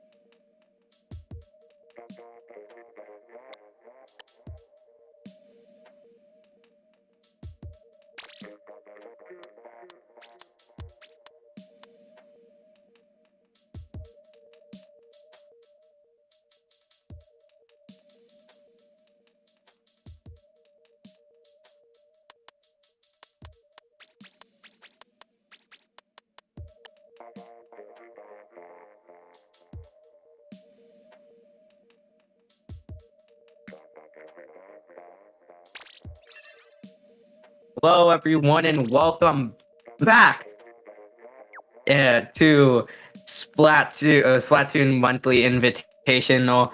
Here today we have the Outcast Ninjas versus the Untitled Crew going in for losers finals. So once again, I have Nito with me. That's me. Yeah, and we're going to our fourth game of today? Yeah, fourth game of today. As we saw, Outcast Ninjas taking it to Game 7 last time against the Ink Basheries. Now this time, can we see them go back to Grand Finals and hopefully win against Ink Basheries and try their best to take home the gold? Yeah, we've seen Outcast Ninjas pull off some really nice sets here, really close matches, especially that one against Ink Bashers, which unfortunately they lost, but they're probably gonna put that behind them right now. They got two KOs. I mean, not KOs, two clean sweeps against Jelly Squids and almost a sweep against Freelancing Takayaki, and Untitled Duck Crew did pretty well in losers bracket. So again, I'm happy to see what happens here. I think it's anyone's game here, but to me, Outcast Ninjas just might have the upper hand here, especially if Winter goes back to getting those picks that they needed, making off those wonderful plays that we saw, especially that one in Anchovy Rainmaker. Well, my Discord's being annoying, so if I crash, I'm sorry. But let's go straight back, pump track. I think what is this, Rainmaker? Okay, here we go. On the side of Untitled Duck Crew, God, the carbon roller deco, the soda slosher, and the K-Gal. On the side of Outcast Ninjas, you have that hammer sploosh, the CDS, in Nautilus, the sticker Nautilus, and a Junior. Already 3 down on the side of Untitled Duck Crew, and now it's just Outcast Ninjas getting their way through. So that's what it seems like. And remember, this is a best of 7, so they have to win the next 4 matches to win it all. That's another 3 down on the side of Untitled Duck Crew. They're gonna go for it. They're reaching 20. Can they get to 10? Ah, Not quite. Untitled Duck Crew getting the best of them here. One of them's dropped. We're gonna see if no, we're gonna pop that Rainmaker, but it's not soon enough. Outcast Ninjas coming back in with a KO. Wow, what a wonderful way to start losers finals here. And tried to pop that Booyah, it just wasn't fast enough there. Unfortunately, they were able to sneak that Rainmaker onto the pedestal and get that KO. Outcast Ninjas. They want a chance back against the team that they barely lost to. They really want that chance back, and it seems like just from that match, they have a notable good start. In their view. Absolutely, and we're gonna head over to TC Sturgeon. Now, TC Sturgeon, again, as I said earlier, really good slosher map. I wouldn't be surprised if they pulled out a slosher here. But, I think you can pull off anything, really. But, yeah, I wouldn't be surprised if they pull off slosher here. Try slosh, soda slosh. Soda slosh seems like a really popular pick. V-Slush, a little bit of a niche pick, but it could work. It could work, especially with those tenor missiles. That's very useful when you're getting people off that tower. 100%, I agree. I think another weapons that we might see here are bubbles, missiles, and a booyah bomb. Those are probably the most likely we will see here on today's match. Oh, jeez. Oh, how did I nearly fall off my seat? Okay, that's weird. Anyway. Did you say you almost fell off your seat? What? Rookie mistake. That's all. Oh my god. Imagine you just actually fell off your seat in the background of the noise. Oh, that'd be funny. I guess that's a KO in and of itself. Just be like a loud noise from out of nowhere. Oh no, chair spotted me. Yeah, but I was about to say that. I was about to say that. God damn, you stole it right before me. Look at that. Outcast Ninjas already ready. Untitled Duck Crew up. They must be talking this out. They're going to see what they can do. They can't let something like last match happen again. Especially if they want to move on to the grand finals. But again, it's still anyone's game. We're just like one game. We're just in a game 2. Anything can happen. That is very, very true here. And we're gonna go straight into tower control, search and shipyard now. What we might see here is gonna be endless, but we're about to see. Here we go. Let's talk about .coms. On the side of Outcast Ninjas, we have Junior, a Neo, a K-Pro, and a CDS. On the side of Untitled Duck Crew, we have a K-Gal, a regular Soda Slosher, and a K-Shot. Already one Slosher on the side of Untitled Duck Crew. That blue bomb coming out from the side of Untitled Crook. Oh my god, I cannot speak. Duck Crew. Look at that! Delayed wipe there! Outcast Ninjas, look, they're having the best start they could possibly have here. They're gonna just waltz through checkpoint 1. They're gonna try to get to checkpoint 2. One of Untitled Duck Crew sharking, waiting for that opportunity to strike. They're just dancing on the tower, knowing that this may well be a KO. Now they're gonna back up here. This looks like there might be another push. It might not be the end of the get through. Here we go. That's 2 down. Can they go for another quick KO? That's gonna be the end of that push. That's gonna be the end of that push there. It was a good push by Outcast Ninjas. Nearly got the KO there, but Untitled Duck Crew quickly put an end to it. I'm gonna see their Outcast Ninjas back at it again. Here you go, Win. They're looking for those picks. Look at that, one pick. Can you get the other? Looks like they did. They're gonna go for it. This could literally be it. This could be it. It could literally be KO once again. Oh, but the bomb stopped them. Off the armor. They do it. They're gonna look Can for they do it? Oh, that's gonna be the end of that push. So close. So many close calls here by Outcast Ninjas. Untitled Duck Crew looking like they're hanging on by a thread there, but they're gonna try to look for recovery here. A really good one. Soda Slosher looking to take care of business, getting that painting, trying to get paint control. Yeah, I mean, Untitled Duck Crew really just need like a sufficient push here because they keep getting like we said this the last 2 matches. They've been just getting dominated by Outcast Ninjas. That is very true. But now they're gonna go for their first few points. And the thing with Outcast Ninjas is they keep getting picked off. And if they want to win this match and just go as quickly as they have to win this, like completely destroy this match, if they want to get there as quickly as possible. But they're 2 down. We're gonna see how they go from there. Oh my! Wow, the bomb is taking care of that. Splash playing a dangerous threat to them, but they take care of it. It looks like they're trying to take care of business here. Ken looking for another pick, looking to get another pick. But looks like Ken's in a bit of a pickle there.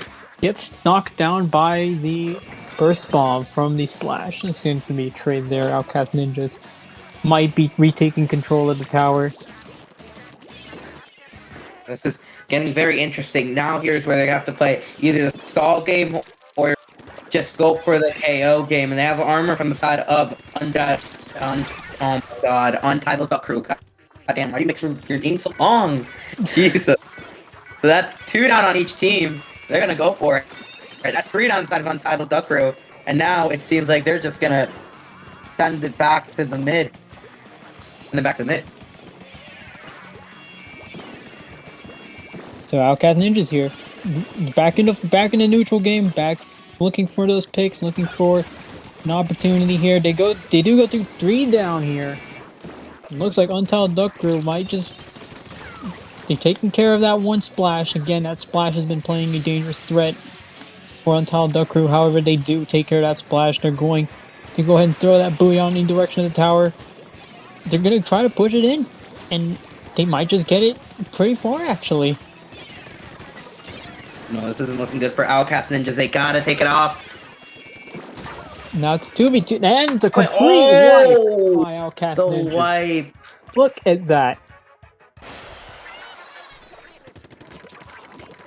And it's exactly the wipe they needed. They just might stall it out here just to keep it.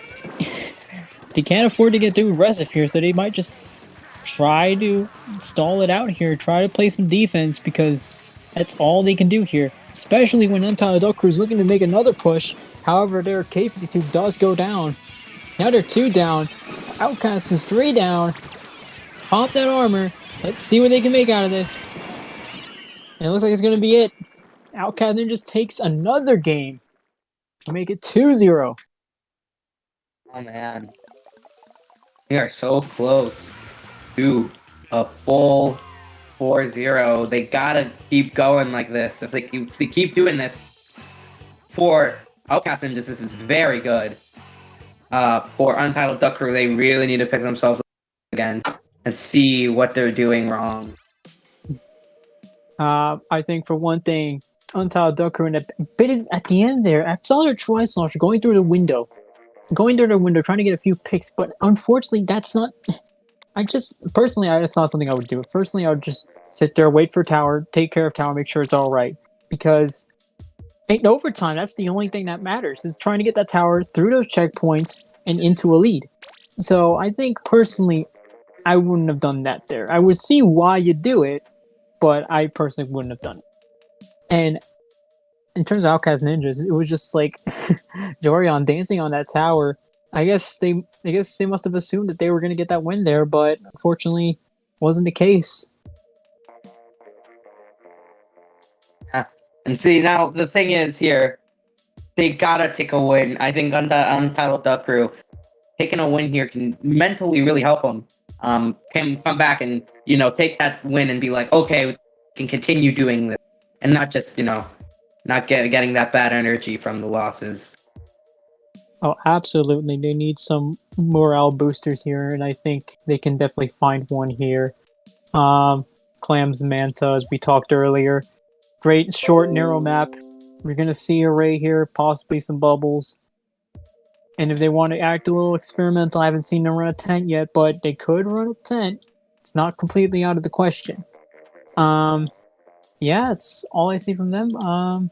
What do you think? I think we've seen Outcast Ninjas not run backline a lot. Even against the Ink Bashers, they didn't run a lot of they didn't run backline weapons. The most range I think they had during the Ink Bashers match was a K-Pro. I think that was the longest range they had. So I don't know if they just don't have a backline or if they're just not running backline today. But what I know of, a backline is very well some of these maps they're playing on. But they're doing very well with that one. So we'll see how they do here on Manta Maria Clam Blitz. Why does these maps seem so familiar? Anyways, on the side of Untitled Duck Crew, we have a K-Pro, a Junior, a Carbon Roller Deco, and a Sheldon's Pick Tentambrella. On the side of Outcast Ninjas, you have a CDS, a Nautilus, a Sticker Nautilus, and a Neo Splash and Junior. So you're wondering why it's the same maps. We have the same maps from Winners Round 3, making a return to Losers Finals. And possibly a little more if we get to Games 5, 6, and 7. However, they were trying to make the push there. Outcast Ninjas, most of them go down to the K-Pro. We're going to see trying to make another push, quickly dissipating. It looks like they're going to back up and just going to wait a little longer, wait for some more picks, wait for some more map control. That's the best thing you can do right now. That is very true here. Now it seems like Outcast Ninjas at the moment not being as tough as they were the first time. First time we saw them, boom, pop, KO, done. Now it seems like they're playing the stall game here a little bit. They have the plans ready. They're going to go for their first push here. They get it in. K-Pro's going to pick off one of them, and then they're going to the K-Pro's going to get picked off back again. Annabella is trying to play some defense, but that Tenebella might not live too long. Never mind that Ajax gets picked off, and now it's just Winter sitting there, and Winter gets picked off. Damn, I could not commentate. That's where I knew. That's where I saw that tent coming in useful. That tent can do a really good job at protecting the street there, protecting further pushes, protecting them from getting any more clams in. And now you can understand why they would choose tent, because again, the tent covers a lot of area, a lot of space, and especially with like you can sneak right behind it and you can get some successful pushes in. Winter goes down, trying to make a flank there. Untitled Duck Crew, I assume, are starting to understand that Winter is starting to become a threat, especially since they flank a lot, because that splash, very low range, it's more effective in flanks than anything. 100% true. I agree. Inkjet coming out. The Inkjet's ready. They also have that stamp coming out. Winter is now down, and now it's just their junior with the ball, which is one of their few points that they have. Now they're up to 20, and they're possibly going to go to 22 soon if they pick up those two clams on the left side. They might play the stall game here and just win it out, or they might just go for it. Here's another push coming. Get stopped. Oh my god, the junior, I think it was the junior, yeah, the junior stops both pushes from getting through. Absolutely incredible. That's the kind of defense they need here, especially if they want to lock it out here, because, well, I mean, they win this one, they're just one game away from winning it all and going straight to grand finals. And again, I think, oh, never mind, they go down. He goes down to a tent. Two people go down to the tent. They're now one alive. That's a complete wipe. Incredible stuff there from Untitled Duck Crew. Is not good for Outcast Ninjas. They don't have any clams though, so it might not be that big of an idea. Oh, there comes a clam. And they're going to try to throw it in. Such a mom won't kill it, but they will kill the other one, and they won't get any more points, and that might be the end of that push there. Two down on the side of Untitled Duck Crew. There goes one down. They tried to come in, but it just wouldn't have time to do that, and still another stalling game on here on this set. Yeah, it looks like that's where we're going to strive from, because, I mean, I guess they're trying to go for a little they're trying to go a little passive here. They don't want to be too aggressive. They don't want to afford losing more than they should, more than they have to. And you can see the inject coming out, gets one pick. Get there two. It's a 2v4 now. So, wow. Okay, never mind. It's a 2v2 here. 2v1 here. The Carbon doing a lot of work for them. Unfortunately, goes down to the junior.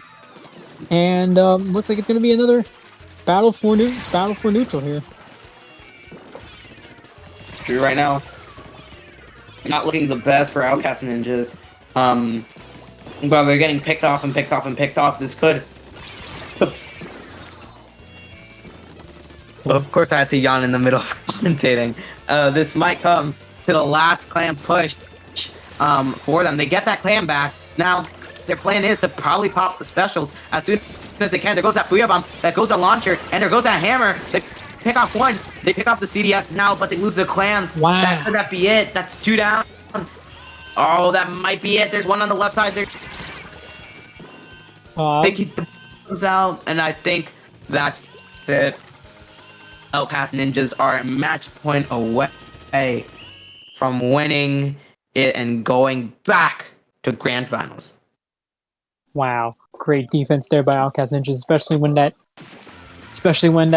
hammer came out. But if you're Outcast Ninjas right now, you're looking at why that was so close. You're looking at why you didn't get more points than just 65. You're looking at why Untitled Duck Crew were almost able to seep through the cracks and just like be able to sneak some pushes, and they even snuck one push in, but unfortunately it wasn't more than I believe 80 points. But you're looking at why they were able to do so much at that short of time. And if you're an Untitled Duck Crew, you're starting to you need to figure out okay, what can we do better? What can we do to make sure Winter's not a threat? Can we just if we can find someone to take care of him then and there, can we take care of him then and there? And if not, then let's just not worry about it. Let's just make sure we keep that push going. We keep this push going. We get the picks we need to, and if they try to flank us, we take care of it then and there. 100% agreed. The thing here is now it's Splatzone's Mako. thing here is this is a very good lockout map. Once again, if you keep them back and you keep picking them off from spawn or from like the underneath part, I don't know what it's called, but you can definitely do it. It seems like Outcast Ninjas are just ready to go. They don't want to go. They're ready to get and hopefully get through to go to grand finals against the Ink Bashers once again. Mako Mart here. Great try map. I'm wouldn't be surprised to see a try or soda again. Again, great try map. Splat zones, Mako especially. You get those armors, lots of space here, lots of area to paint. And I wouldn't be surprised again if I see try soda, any kind of slosher here. 100% agreed. But let's go straight into Splat Zones, Mako, and it could be this loser's final ever. Here we go. Outcast Ninjas coming out with a CDS, a Sticker Nautilus, a Junior, and a Slash Neo. Same thing, they've been basically the entire set. And on the side of Untitled Duck Crew, they have a K-Gal, a Deco, a Soda Slasher, and a K-Shot. I think that why Outcasts might be losing here is because they're running the same comp over and over again, which could be very easy to read once you play with it for obviously 3 games. You might start reading who does what a lot easier. Well, it looks like Outcast Ninjas is going to go ahead and retake the zone. And, well, they're just going to try to see if they can keep advantage of it. Keep taking those picks, keep getting what they need. However, it looks like the Carvin is going to try to give them a little bit of trouble. I think Carvin overextended a little bit there, but there are 3 down. Actually, Untitled Duck Crew's dream. That's a complete wipe by Outcast Ninjas. And that's exactly what they need, because they want to close this out. They want to get straight to finals. But Untitled Duck Crew here, they can't afford to get too aggressive. They need to just wait for those specials, wait for those picks, just to get back in. 100% agree. Now, not much is happening. Soda Slosher's taking out that first bomb launcher. Will that do enough? They got the armor. They might give them the penalty there. There we go. That's a side of Outcast Ninjas. And now here we are with, oh god, another pick. That's 2 down on the side of Outcast. That's 3 down on the side. It's just their Junior, which has just respawned, which would be a late or delayed wipe. Now here's where it starts to get a little tough for Untitled Duck Crew, because last time they were in control, they didn't quite make a good job handling it. They're already down 1. Now they're, and see now Outcast Ninjas is 3 down, and they take the lead. Oh no, it's not good for Outcast Ninjas. They are getting locked out. Locked out here. They really need to get back in zone somehow. They get 1 down from the bomb, but another one goes down. They don't have much. They're gonna pop that armor. They're gonna go right down. Seconds. Oh, the GG Booyah Bomb! The GG Booyah Bomb! And that's the win that Untitled Duck Crew needed. Oh my god. Well, could Untitled Duck Crew make a reverse sweep? That's a win you need right there. Mentally, you need that win to keep going, and they did it. I think another problem that's kind of bugging Outcast Ninjas right now is that they're running again, which again is getting pretty easy to read. So if they keep running the same comp, it's gonna get more and more difficult. And for possibly the team like Ink Bashers watching the stream, they could see which weapons they play if they repeatedly play it. If you can see there, Winter didn't have the same impact that they did the last few matches. I think they're starting to figure it out now. They're starting to learn like what they can do better, what they can be doing better, what they can do to stop those flanks, what they can do to better keep that advantage going. And as you can see there, they were able to keep that advantage and just take the lead, win the game. And who knows, this could possibly be a reverse sweep that we're watching. If this turns into a reverse sweep, this will probably be one of the most interesting matches we've seen all day. And let's remember that Ultimate Duck Crew did go 3-2 against the freelancing team, and then got 3-0'd by Ink Bashers. So if we see Outcast Ninjas lose this, and Ultimate Duck Crew go for it, That might be something to watch out for in the grand finals. So Walleye Rainmaker, short map, small map, narrow map, Ray. Like, if Ray Rain, I think whoever was playing CDS on the side of Outcast Ninjas might just pull out a CDS here. We may see a foil squeezer come out somewhere, some Ray weapon. I wouldn't be surprised, but maybe even bubbles. I really am interested to see what direction they take here, because Walleye again is a little more of a niche map. Like, doesn't get seen a lot during competitive tournaments, but I am interested to see which direction they head. 100%. Now for Duck Crew, taking another win would be amazing, and taking him continuing. But losing this game would mean it's over. So there's still a lot on the line until they get to game number 6, which they can definitely do if they keep winning here. But let's talk about these comps. On the side of Outcast Ninjas, you have a CDS, a Nautilus, Sticker Nautilus, a Junior, and the Sploosh with Hammer on the side of Ultimate Duck Crew. Oh, sorry. Oh my God. Unlimited. Wow, I even said unlimited.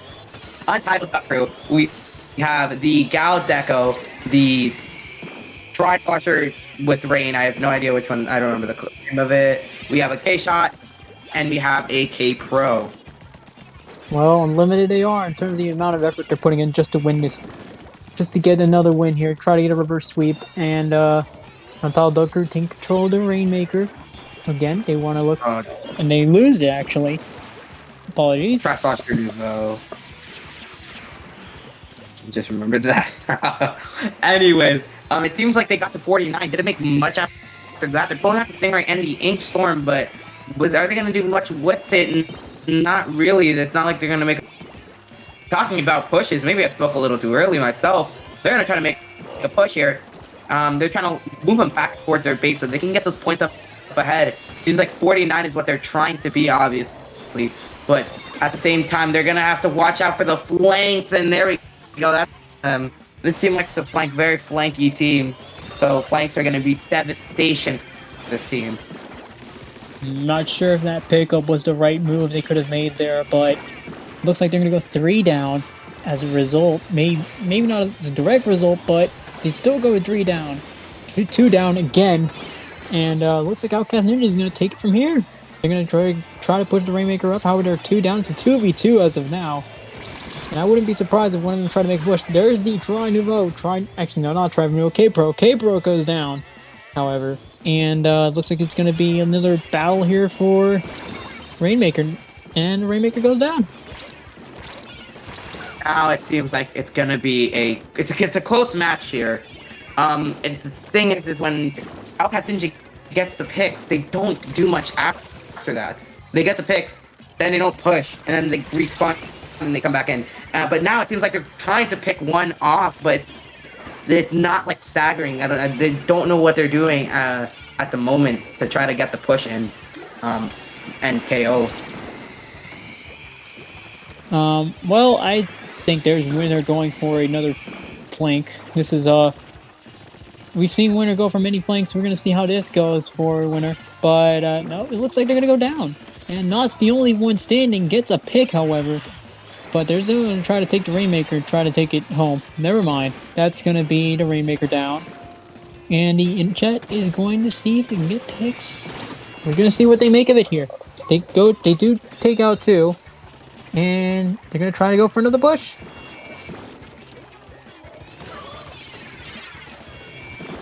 Oh, did you go 1 down 2? They tried to get more points, but they couldn't really do much after that. They're still trying to go for the pop. It's only 2 of them, so I don't know if going for the pop is the best idea. Get here. They have that rain ready. They're gonna pop that rain on the side of old Untitled Duck Crew. God damn. What a name to say, honestly. They're gonna go for it. They're gonna get more points. Nobody's there. Nobody's there. Oh my God! And that's it. Can this be going to grand finals? Outcast Ninjas.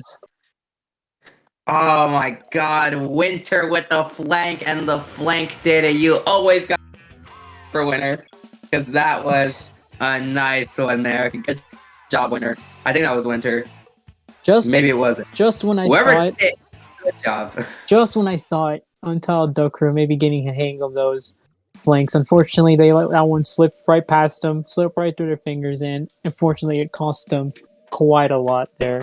And Outcast Ninjas, there it is. They take losers finals, and now they're heading on to the grand finals. No. It's been 3 hours, and well, now we're gonna see who truly is the champion of the Splatoon Invitational Tournament. We will see. Oh, the Splatoon Monthly Invitation. There we go. We'll see you guys in grand finals.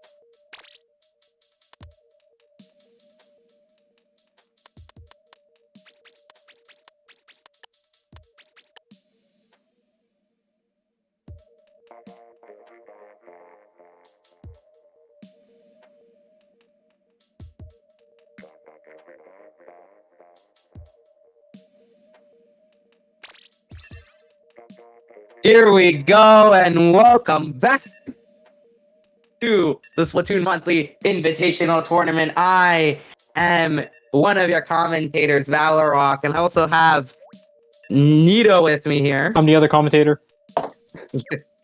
And we are going to be commentating the Grand Finals rematch. Outcast Ninjas versus Ink Bashers. Last time this went to a 3-4, and every single match was fairly close. This time we're going to see who will really become a champion. Once again, news, Fresh isn't playing this. So Fresh has an appointment. So we're going to see how this is going to go. Because I know Fresh is their dedicated support player on the side of Outcast, and does they have everyone else? And there's nothing much else to say. Zones Mako, we saw Outcast Ninjas struggle a little. We saw them struggle with retaking the zone, especially. That's the one thing that got them a loss against Untitled Duck Crew. So I hope Ink Bashers have been paying attention. I hope they've been watching this so they can try to exploit that. And we're gonna see what they do here. It's gonna certainly set up to be a close matchup. That's for sure.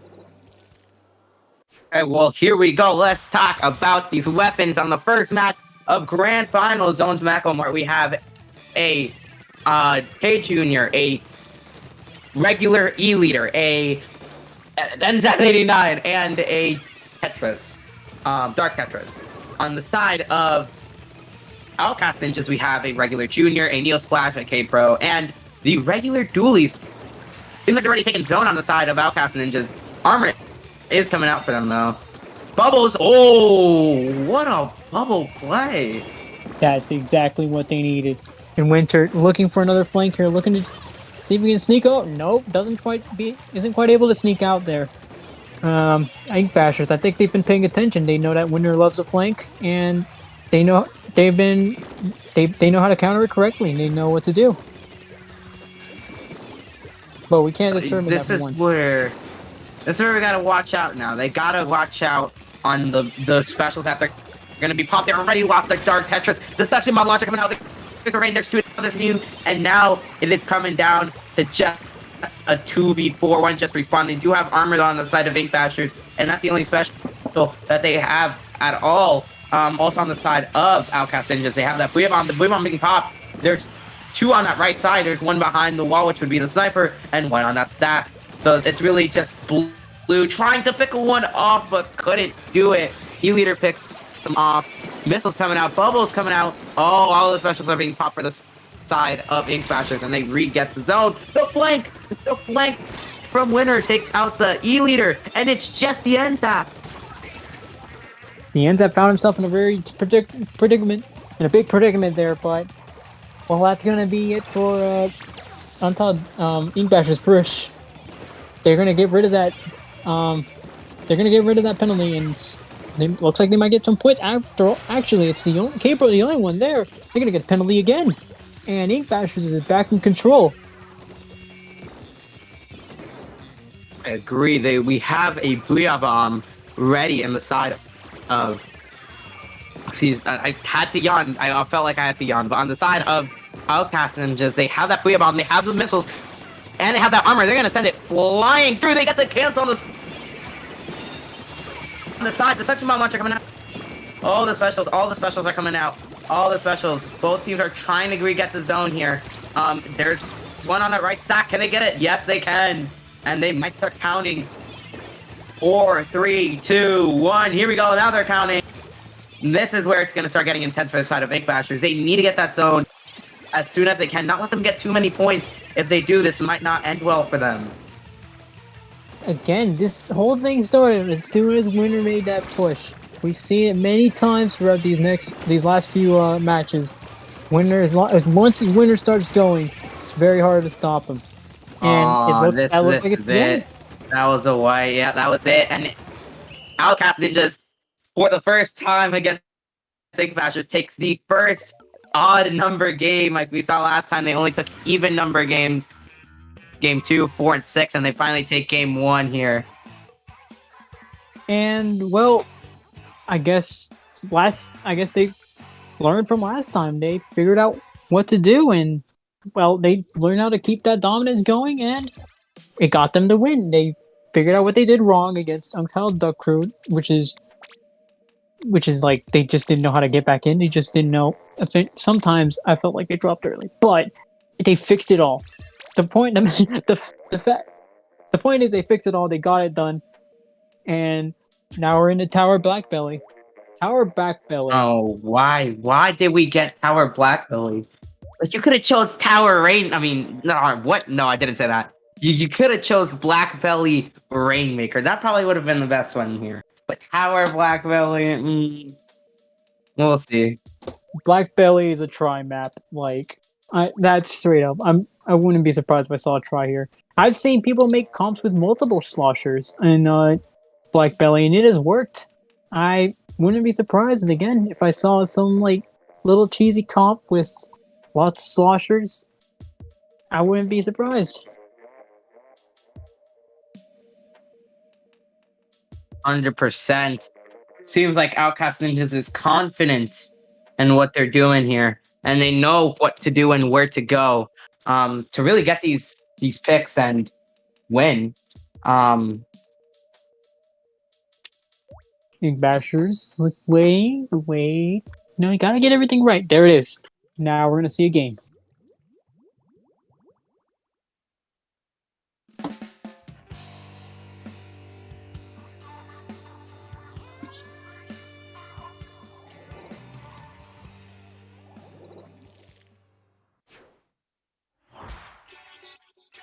So here we go. Oh God, Jesus! I'll say it. Sorry. Here we go. It's game number 2. Side of Ink Bashers, you have a NZAP, an NZAP, a Squeezer, a Nautilus, and a K-Shot, but that's already 3 Ink Bashers already 3 down, and it's just that Nautilus on that left side camping it. Can they get that pick off of Tower? Because they already got past that first checkpoint, and now it's just Oh, that not in big trouble. There it is. It looks like Outcast Ninjas might just. Oh no, they go 2 down actually. Oh wow, they're going for a KO. Oh, they're trying to get that KO immediately. Oh my God, what is happening here? They're trying to go for that bracket reset already, and they're just going straight through that first checkpoint, almost getting that second checkpoint. Now it's just now it's just them trying to get the picks off. They're going back to that checkpoint again. They're not noticing until now. And they finally noticed that they need to get to that checkpoint. But it's too late now. They're going to get it. Once flanking. Lumi, he's flanking. They notice the flank. They pick off the flank, and now it's just the guy on tower. They're going to flank themselves. Of course, it's winner. I think with that flank, they with the missiles, you can already see that flank coming. Like I knew that as soon as they got those missiles in, and as soon as I saw someone flanking, they already knew that that flank was going to come through. And they just tried to go for another flank, and it didn't go through. Is this it? That could be it. And they did it. No, they don't. Actually, oh, there we go. Go ahead and Outcast prove me wrong. Ninjas 2-0 against the Ink Bashers. This is not looking good for the Ink Bashers. Remember, they do have to win 8 games in total to technically win the whole tournament. So, remember, this isn't technically all over just yet when they win Grand Finals the regular Grand Finals number 1.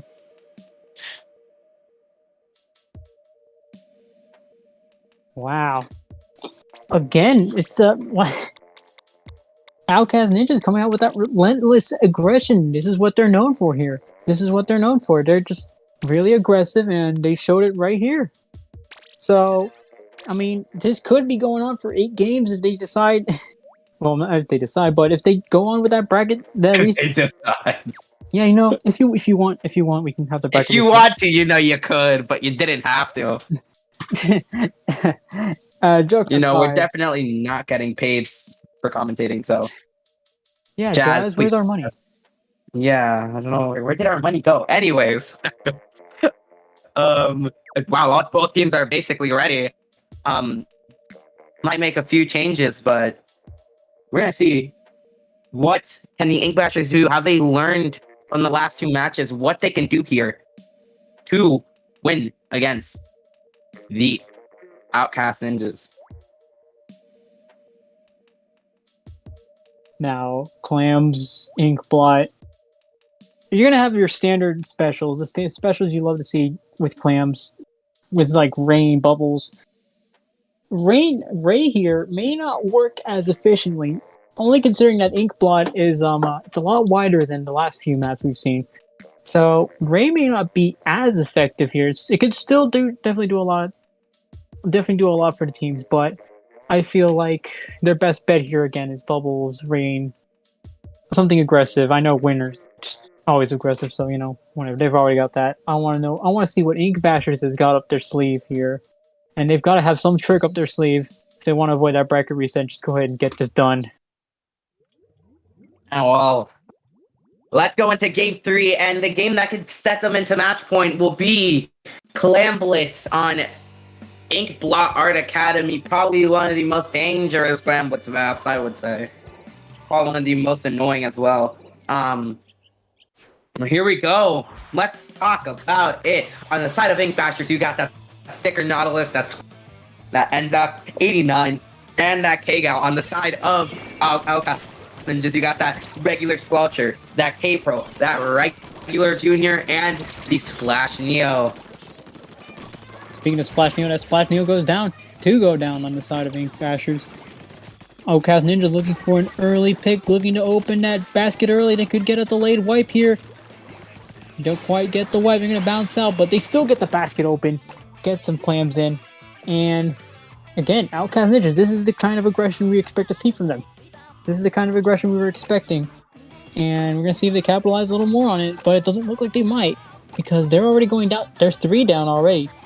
Ink Bashers looking to clean that up as quick as they can so they can prevent them from getting any more points than they need to get.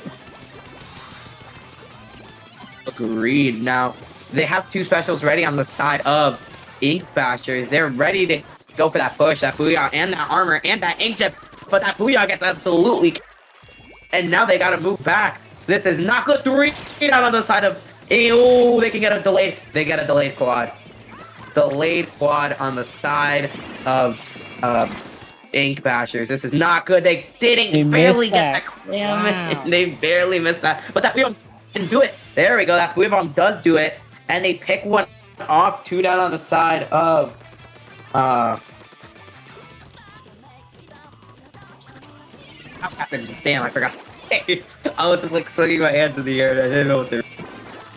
It's all good. It's all good. But luckily they were able to clean that up before they can go ahead and get away with getting any more points. They only cleared the penalty when they made that push. But I think Ink Bashers need to do a lot more than just defense here, obviously. But we see Ferrari here trying. Wow, bouncing around a lot. Oh, is that lag? Is that lag? Was that lag or was that the lag from the stream? I can't tell. I think that's just Ferrari doing his best Michael Jackson impression. Okay, perfect. Moonwalking. Oh, that was amazing to watch. Anyways, they have 2 clams ready to go. They have no specials though. It seems like we're gonna see an Outcast Ninja Classic, and they're just gonna stall that there. Oh, that's 1 down. That's 2 down. That's 3 down. Oh my God! Can they do it? Can they get the KO right down? Because that's a wipe. Oh no! Oh no! Winner's gonna sneak around bats. Get those clams in. They've got no. They didn't notice it. They didn't notice it. Oh my God! This could be it. That's it. That is it. Match point set. No, wait. It's match point. It's match. Yeah. Did I say that right? Yeah. You got it right. I think I did say that right. I have no idea. But that is Outcast Ninjas goes to match point. I need 1 more win to bracket reset. Oh man. Yeah. I think a really big issue is they were getting too close to each other. They were bunching up too much, and that they were just easily able to take advantage of most of that. And well, that's how Outcast Ninjas were able to get so many triples, so many triples, even quads there. And if Ink Bashers wants any chance of winning, they need to stop doing that, especially here now in Manta. Again, short map, very narrow. They cannot afford to bunch up as they did earlier. They need to spread out. These spread out. Make sure they're spreading out their opponents. Make sure they force their opponents to move, to separate, and then hopefully get some picks in there. Outcast Ninjas bracket resets. I will buy one of them like a bottle of Nutella. I don't know why that came into my head. I'll do that though. Hey, Nutella's pretty good. I Yo, mean, Nutella isn't bad though. I don't know. I mean, I'd be pretty happy if I got Nutella. I'm not even gonna lie. But even if Outcast Ninjas gets this bracket reset, you know, Ink Bashers, they still have that other set. They still have another possibility. They still got that redemption. That redemption they still got, but you know, after seeing what's happening here, I don't know how it's gonna look in the bracket reset. Maybe they might learn something from this game, because remember, we would be going through zones, Rainmaker, Clam Blitz, and tower control. So they might be like, okay, they might run the same thing here. So that damn voice crack. So we might see that happen. It happens to the best of us. Yeah, it does. It does happen to the best of us. And the young ones too. Now let's go straight into match point for Outcast Ninjas. Manta Maria, Rainmaker. Rainmaker, I was right, perfect. Okay, here we go. On the side of Ink Bashers, we have a Squeezer, a Zap 89, a Sploosh with Hammer, and a regular Scope Sniper. On the side of Outcast Ninjas, you have that Hammer Sploosh, that Junior, that regular Squelcher, and that K-Pro. Winner, there goes Winner again. Now Winner with the stamp, especially, that becomes more of a threat. No wonder you chose a Sploosh 7. Gets one pick off, nearly gets picked off themselves, but other than that, it's a 2v2, and Outcast Ninjas gets away with a few points, not too many though.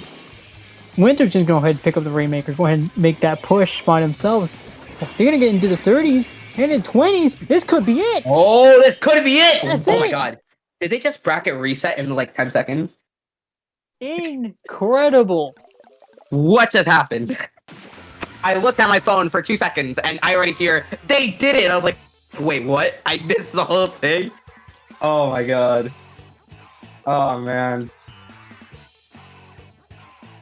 Well, but yeah, they gotta do it 4 more times because we're in bracket reset now. Don't know what just happened.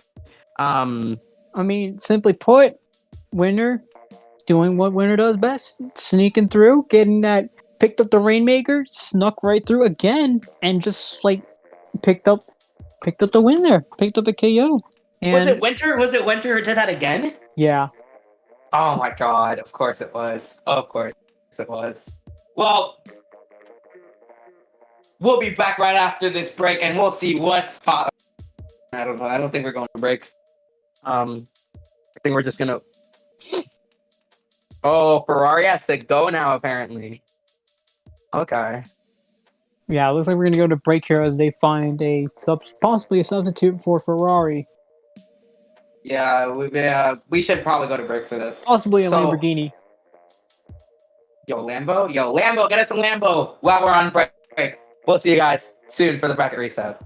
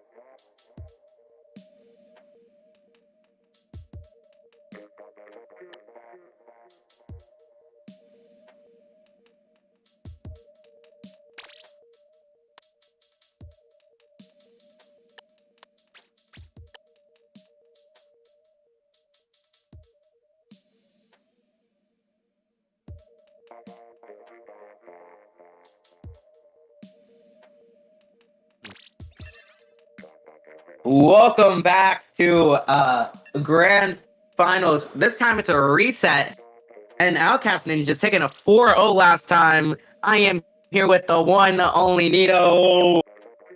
Woo! Yep, and we're Grand Finals reset now. The map pool is going to be different here than what it would usually be. And I've seen other tournaments run the same Grand Finals map pool, and I don't know why, but some will be zones on Muscle Forge, Tower Control. Erewhon is going to come back. Clam Blitz, who also coming back. Rainmaker, Anchovy also coming back. Zone Skipper is also coming back. Tower Control on Albacore is also coming back. And Clam Blitz on Gobi is also coming back. If you have a sense of deja vu, don't worry, it's not you. Next round. Anyway, it seems like teams are getting ready here to go. Zone Muscle Forge. We have, honestly, I could see a Booyah here. I can see a Booyah. Someone popping Booyah. Someone coming up with Booyah here. Especially because the zone is right there, right smack in the middle of that big pyramid ramp thing. Right in mid. Yeah. I think that's. I mean, I'd like to see what else they have in mind, but it's surprises. Let's go to game number 1 of the Grand Finals reset. Outcast Ninjas versus Ink Bashers. It's your main man back at it again with the comp. Let's talk about him. We got a ball. Okay. We have a ballpoint, a squeezer, a N-Zap, and a K-Gal. On the side of Outcast Ninjas, you have that Squelcher, that Pro, the Splash, there we go, and the Junior. Yeah, Splash, the weapon of choice for winner. And, well, Outcast Ninjas coming straight off the bat with the first pick and the first dibs on the zone. And, well, it looks like they're starting to dominate here. And they do get a pick on that Zap. They do get a Booyah in, but I don't think it's going to be enough. They get some bubbles in. They do lose control, but will they keep it going? No, they won't. Oh, they might actually. They've gone 3 down by the Squeezer, and they might get control of the zone here. Yes, they do. Oh, well, now that's 3 down on the side of Outcast Ninjas, and now we're just seeing if they can do the lockout move here. One on the right side getting almost picked off that Squeezer. Squeezer knows who's on that right side, and they're just camping it. They're getting ready for it. That Inked Armor coming out straight there. Booyah also coming, I believe. And they're on the team on... Oh, okay, there we go. 2 Booyah coming out. They have the armor still on the side of Ink Bashers. They tried to get the suction launcher, couldn't do it. They almost have zone, so close to having zone here. And they got the zone back. There we go, 51. Now they take the lead against Outcast Ninjas. And this is where the set gets interesting. Can they come back from such a devastated 4-0 match? I definitely feel like they can. They've shown like that. They've shown that they're starting to learn. They're starting to get back into the swing of things. However, Outcast Ninjas just got that zone back, and they might get things. Wow, winner again with that triple. Look at that. See, this is what they should have been worrying about. They should have known by now that winner loves to be aggressive. They love to keep their foot on the pedal right there. And, well, looks like they're going to keep control of the zone. Ink Bashers looking for an opportunity to come back. Ink Bashers gets two picks. And it looks like they're going to get the zone back. They're going to look to build on their lead. Good, we're good. Now I'm back. Definitely just crash in the middle of that. Anyways, it seems like they popped up the armor on the side of... Oh, no, they didn't. I thought they had armor. They popped the launcher on the side of Outcast Ninjas. They're trying to get that zone back.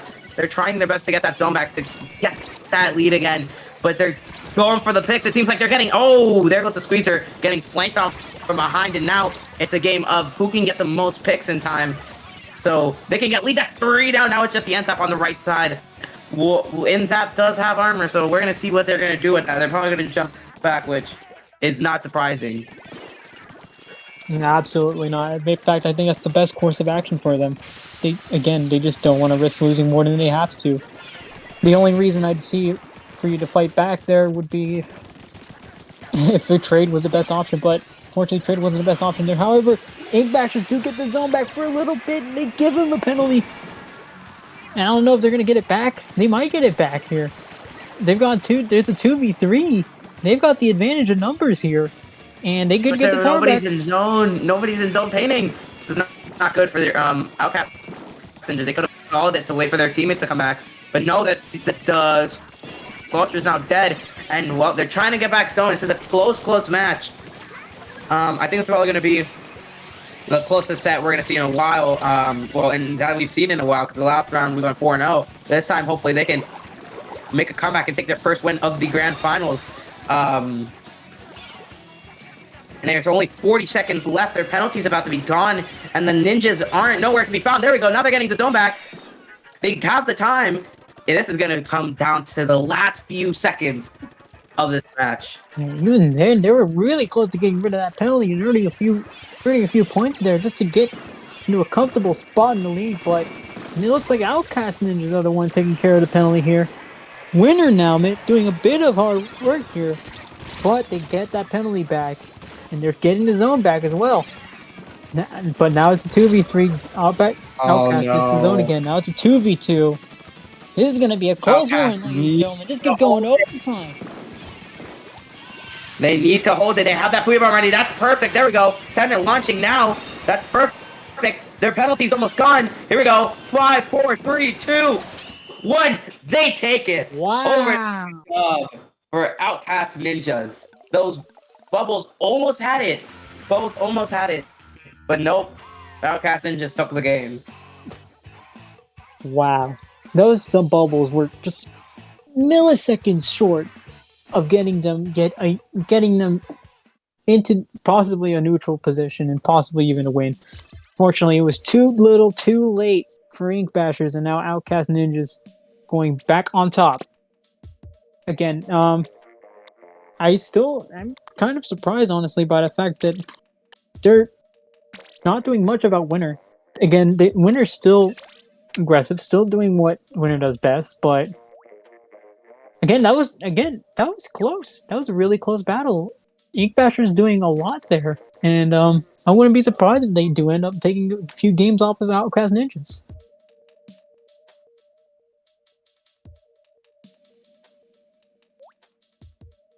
That is true. Now, Power Control Airwana Mall.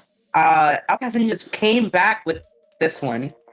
Came back in the last few seconds of the match, getting past that second checkpoint and the last checkpoint. No, sorry, the last checkpoint. They got past the last checkpoint, and they ended the game there. And now it's 1-0, and Outcast Ninjas could run it back and this time probably KO if they have the power to. But let's not forget, now that they have such a close match last time, you never know what Ink Bashers has under their sleeves. Yeah, Airwana again.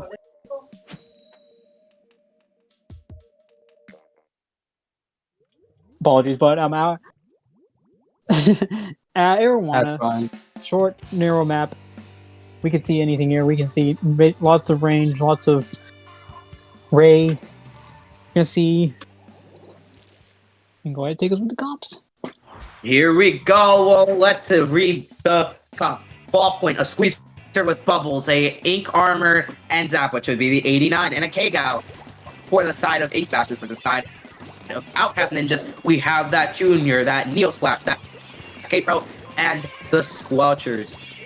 Already one down on the side of Ink Bashers, 2 down on the side of Ink Bashers. Oh my god, now it's starting to get real. Now it is starting to get real. Oh, Ink Bashers are about to pick off that N-Zap. They did pop armor, but only, I believe, for themselves or another person. And they're already getting past that first checkpoint. I don't believe that was the best option there for the Zap. I think personally I would have just saved that armor, gone back, try to go back as fast as I can. I just don't think that was the best play they could have done there. But they do get 3 down. They do get 3 Outcast Ninjas members down. And we'll see if they get a 4th maybe. Not quite. Winner gets to win that fight, gets to maybe win another fight, wins another and but they're 2 down inside of Ink Bashers now. This is where it's going to get real if they don't get the picks off on this map, because this map's a very good lockout map. If you know what to do and stay on the right and left side and, just keep getting those picks, they can definitely do it. Ink Storm and the Booyah Bomb coming out. What are they going to go for here? They take one out. I think they might start going for push here on that. Oh, can they get it? They do get it. That's 2 down on the side of Outcast Ninjas. And now it's time for them for most likely to make a push, but they lose on the left side. That Gal loses to the K-Pro, and now they're going to the first checkpoint. Doesn't look like they have what's necessary, but they do get 2 Outcast Ninjas members down. But I feel like that's going to be the end of that push. Yes, it is. It's just a Squeezer. Squeezer's just going to... I mean, Squeezer honestly was going to lose that fight. They were going down against three members of Outcast Ninjas. I don't think they were going to win that fight, but... So we have Outcast Ninjas coming back, going for yet another push. You see there, Woomy here in a difficult position. Disc get picked, and a VDS here, popping those missiles, popping everything they need to do just to get those extra points in. Trying to get to that checkpoint and all. The only problem they have here now is they have to get the picks. That's VDS is so tough, and so is probably the rest of this team because they're so close in, but they take 2 down, and now they're going to start sending it back. The VDS here doing a lot of work there just to get those last few picks. I think, yeah, they're going to pop missiles here. Booyah's going to come out, see if they can try to do some damage control here.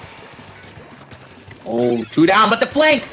Oh, well, not really a flank, but they just fell down and noticed it, and the VDSs take 2 down. They can continue going. Are they going to continue going? Yes, they are! They take another one down. That's 3 for them. Oh my god, the pop off from the VDSs. Holy hell. I think they dropped way too early there. They could have just waited for a few more picks. Probably couldn't even gotten a pick from there actually, but I think that was too early of a drop there, and they paid for that, unfortunately. But they got that checkpoint, they got past it. Now they gotta get the picks. It's 2 down on their team, but there's 1 down. The 1 on tower couldn't get on tower. Now they're gone, and now they're gonna get back on it, and there's nothing stopping them. There is nothing stopping them unless...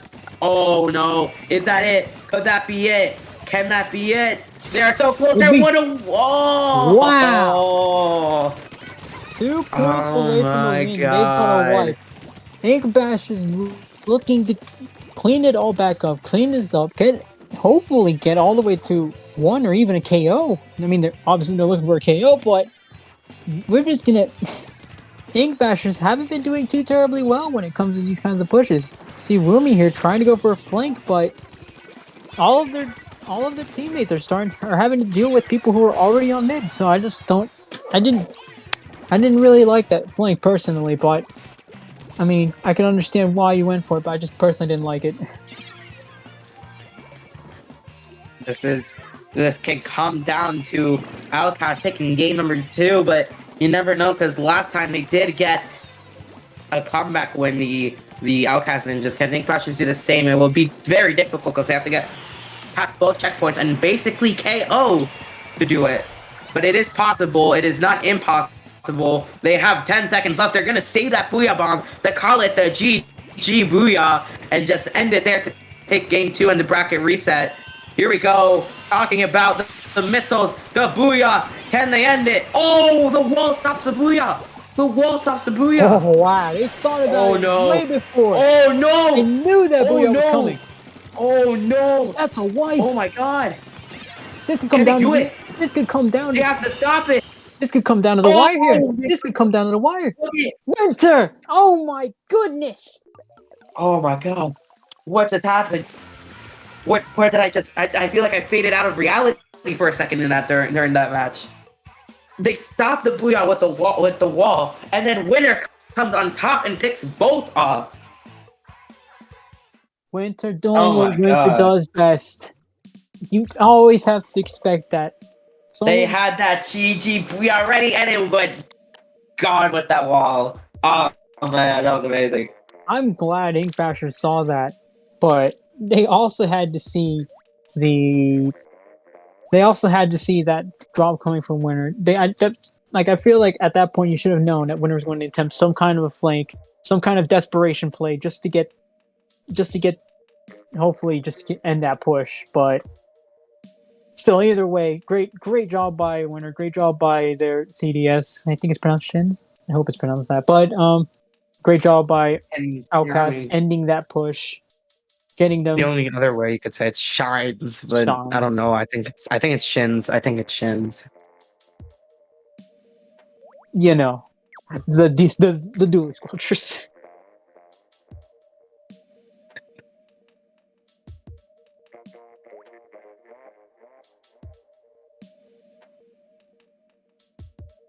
So Clams Wahoo, again, as we talked about it earlier, it's going to come down to who can control that plat. And again, I can see a variety of weapons doing this. You can get tent, you can go rain, you can go bomb rush even. But again, Winner, I feel like, is going to be attempting a lot of flanks here, especially in Wahoo, since you can go up their glass, you can just sneak in, get a few picks. And it can be their push may as well be over there. Is there a winner screen? That's my question. I don't know if this tournament has that or not. But let's go straight into Wahoo World. Clam Blitz.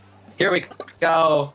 It's your main man back at it again for the comps. Let's talk about them. We have the ballpoint, this Squeezer, the NZAP 89, and the K-Gal. On the side of Outcast Ninjas, we have the Squelchers, once again, cracked Squelchers. We got that Pro, we got that Neo Splash, and we got the K-Gal. Speaking of, that K-Pro gets one pick. They're down one each side. The one's going through their glass doesn't quite get any further than that. They're on ballpoint and predicament. See if that super can get in. No, it doesn't quite get in. Foil Squeezer here to stop that push. Now it's coming down to who can get this match. Is another one of those who can get the most picks, who can get the most wipes, and go for it. Because that's really what they gotta do. They don't notice it's a bomb, but they still survive it. Oh, what the hell? We just got raided with the party of 28. Thank you very much. Anyways, they're getting the clams in. Bubbles coming out. They couldn't pop those bubbles, and they're gonna continue going. They have clams on their right. I think they've noticed them. I have no idea if they have or haven't. No, they haven't. They didn't. Alpha just jumped in randomly, and nobody noticed. Don't know how nobody noticed. Wow,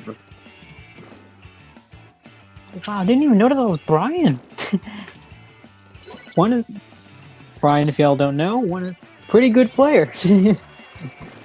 I mean, some of you already know, but man's his partner. Hey, yo. Get me some of that free Twitch clout. Anyways, it seems like they're gonna get the pick off of the gal, and now they're just trying to make a push in towards the mid or towards their base. They got one underneath. Can they stop it? Nobody notices. Who was that? Wow. Was that the ends? I don't think the ends at all, but they missed. They missed it. Ends didn't notice. They're gonna let it die, which would be the smartest idea. I mean, they got Launcher coming out. This 2 down. There's not much can be done here, unless Winner can pull off some really cheesy stuff. Now it's gonna be end of that push. Ink Bashers, hopefully they can get some push going. Hopefully they can get some momentum going. They need this kind of momentum to get some push going and get some points on the board. Oh my god, now. See, this is gonna get interesting, because now they have the bubbles and they have the armor. And they use it perfectly to where it's a perfect combo. They also have the raid, they have it all, basically. All they're missing is an inkjet. They're gonna go for the flank. Can the flank be something? Yes, they do. They pick one off, but that's 3 down on the side of Ink Bastard. And now it's just, that's a wipe. That's a wipe. That's a very unfortunate move there by whoever was flanking. I think it was the K-Gal. Yeah, it was the K-Gal, but It was a very unfortunate flank. Derek just went 3 down. There's nothing the KO can do about it. At that point, it was pretty much over. But they tried to throw a clam in, but they were too far away. Everything ran out. So that kind of sucks. But they still have that armor ready. They're gonna pop that armor. I don't know why. But they probably because they noticed that flank Booyah Bomb going out on the side of Ink Bashers. That Booyah Bomb's gonna get canceled. And the Ink Storm's coming out as well. They have those bubbles ready though. They have the Ink armor ready as well. So now it's a neutral game again. It's all just a battle of neutral. See who can take control here. See who can come out on top. See who can get those picks. And it looks like it might be Ink Bashers. But no, there's two to each side. One's respawning from Outcast Ninjas, but I mean, it's anyone's game here really. But Outcast Ninjas, they have a really big lead here, and they just seem to want to hold on to that. And here comes Winter. I feel like is gonna do probably make no, can't come up on glass. Too late for that.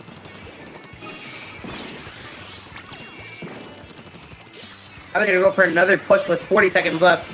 This is literally the match they need to call it checkpoint and be one game away from becoming grand champs if they win that next game, next round. If they win this game, remember it's still all hands are still available here for the Ink Basher, so they still have a chance, but they need that chance to work in favor. And these next few seconds, they don't have a clam. They only have 7 clams. I don't think this push is going to be worth anything. With 10 seconds left, I don't know what they're going to do now. All they have is a rain, and that's it. They don't have a clam. They have the pity. Okay, I didn't notice that. That's my fault. But even then, they don't have any specials to go with it except the rain and the Booyah Bomb.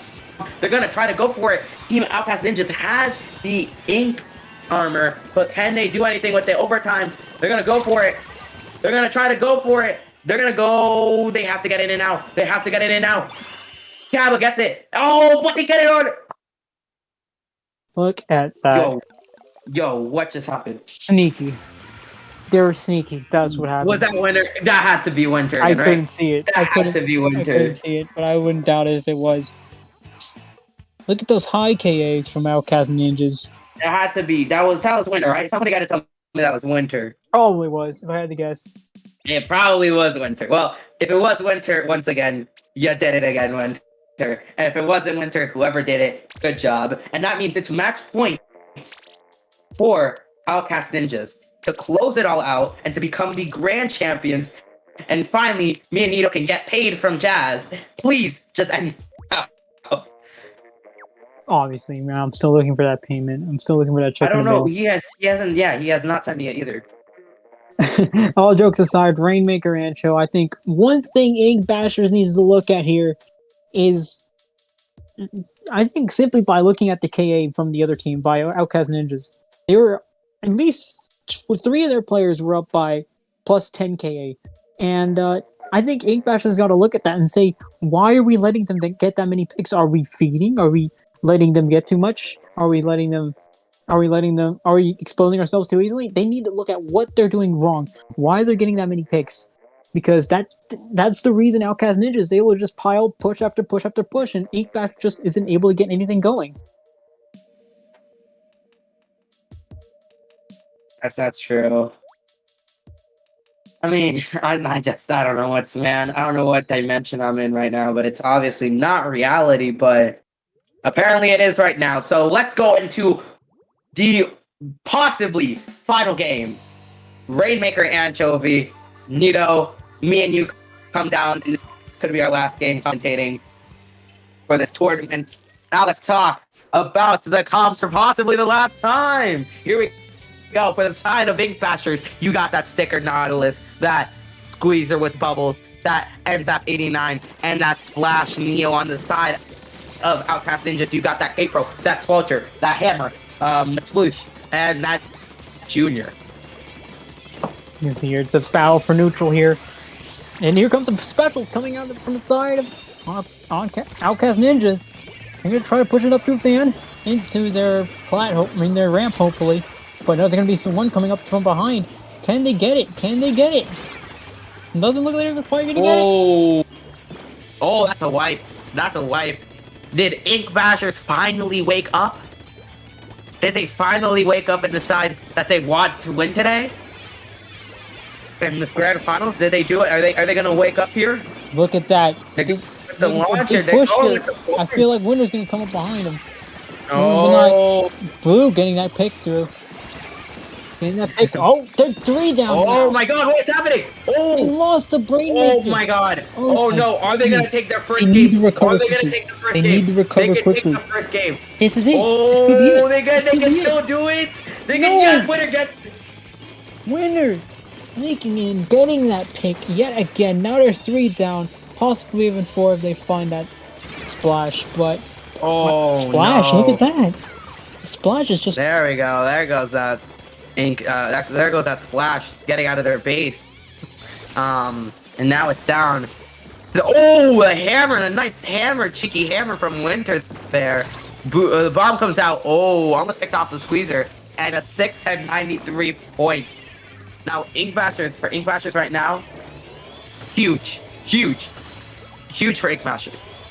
For Outcast Ninjas, they still got a chance. They gotta protect that Rainmaker with all they have. They got the Booyah Bomb, they got the missiles. Oh my God, my nose is stuffed for no reason. Randomly out of nowhere. Oh my God! They can do it! They can do There's it! no way. They got the lead! They got the lead! Oh my God! What have is the happening? lead. What is Ink Bashers. happening? Go, Wow, they got that's it. That's it. Oh my God! My God! What just happened? What just happened? No. What just Oh happened? my goodness! And with that being said, your Splatoon monthly invitational tournament winners. It's Outcast Ninjas. Congratulations. Going 8-0. Oh my God. Literally a clean sweep between both sets through the bracket reset. Absolutely cleaned them What up. did we just watch? What did we just watch? We just saw that lead go back and forth. It was a flip and flop right there. We thought Ink Bashers Oh my finally got something God. going here. We thought they were finally gonna get something going, hopefully they could protect it, get some defense, but no, Outcast Ninjas able to crack the code there. Get a Last win. 4 hours. Sneak that in. Come down to this. Oh my God. What a devastating loss. Oh God my damn. goodness. God Absolutely damn. unfortunate for the side of Ink Bashers, although I do commend him for trying to play through this. They had one of their players had to leave and they found a sub and they still played through it. I still commend your effort, seriously. Oh man. That's it. That ends it all. 4-0. Outcast Ninjas undefeated going through grand finals. I don't know. I think Popcorn might talk about this on Monday. We'll see. And I don't think I got anything else after that. After what I just witnessed, I don't think I gotta say anything else. I think Outcast Ninjas really just stuck to their guns there. They knew what to do, and they found the winning formula. They kept going with it, and it worked out perfectly fine. It was unfortunate to see that Ink Bashers just couldn't quite get it, but considering the circumstances, I do again commend their effort for trying to still compete with that, still trying to find that win, and yeah, that's pretty much all I have to say. Congrats to Outcast Ninjas, and I hope I can see more of Ink Bashers in the future. This certainly was an exciting tournament to watch, absolutely, and it was fun for my first time commentating. Everything I was gonna say, you said it for me, 100%. It isn't my first time commentating. I've a lot. I've seen wipeout pumps reverse sweep against Cephalons in my own tournament, and even in a bracket race, it was amazing. That's not the point, though. The point is, it was a great tournament. I want to thank a few people. Jazz, you still haven't paid us, but thanks. And it's Samino. Is that how you say it correct? Samino? Yep. Okay. For streaming for streaming the whole tournament. Thank you once again, because Jazz isn't here to say that. So I'll say it for her. Anyways, I think that's it from us. Jazz, pay us, please. I need food. And that's it. We will see you all next month. Goodbye. Peace. Goodbye. Yo, I got 3.8. I got 3.8 points. What the hell? I gambled like 1K in that, and I got 3,000 points from that. You're still on stream. Jesus Christ. Are we? Yeah, well, guys, I got 3K. Oh, man. Oh, man. We do not endorse gambling We do not, yeah, we do not endorse gambling. outside of Twitch. I mean, unless you're like older than 21, right? Is that the age? Is that the age in I America? have no idea. I have no idea either. And yeah, I think that's it. Yeah. We don't have much to say. Bro, I'm gonna go. See y'all.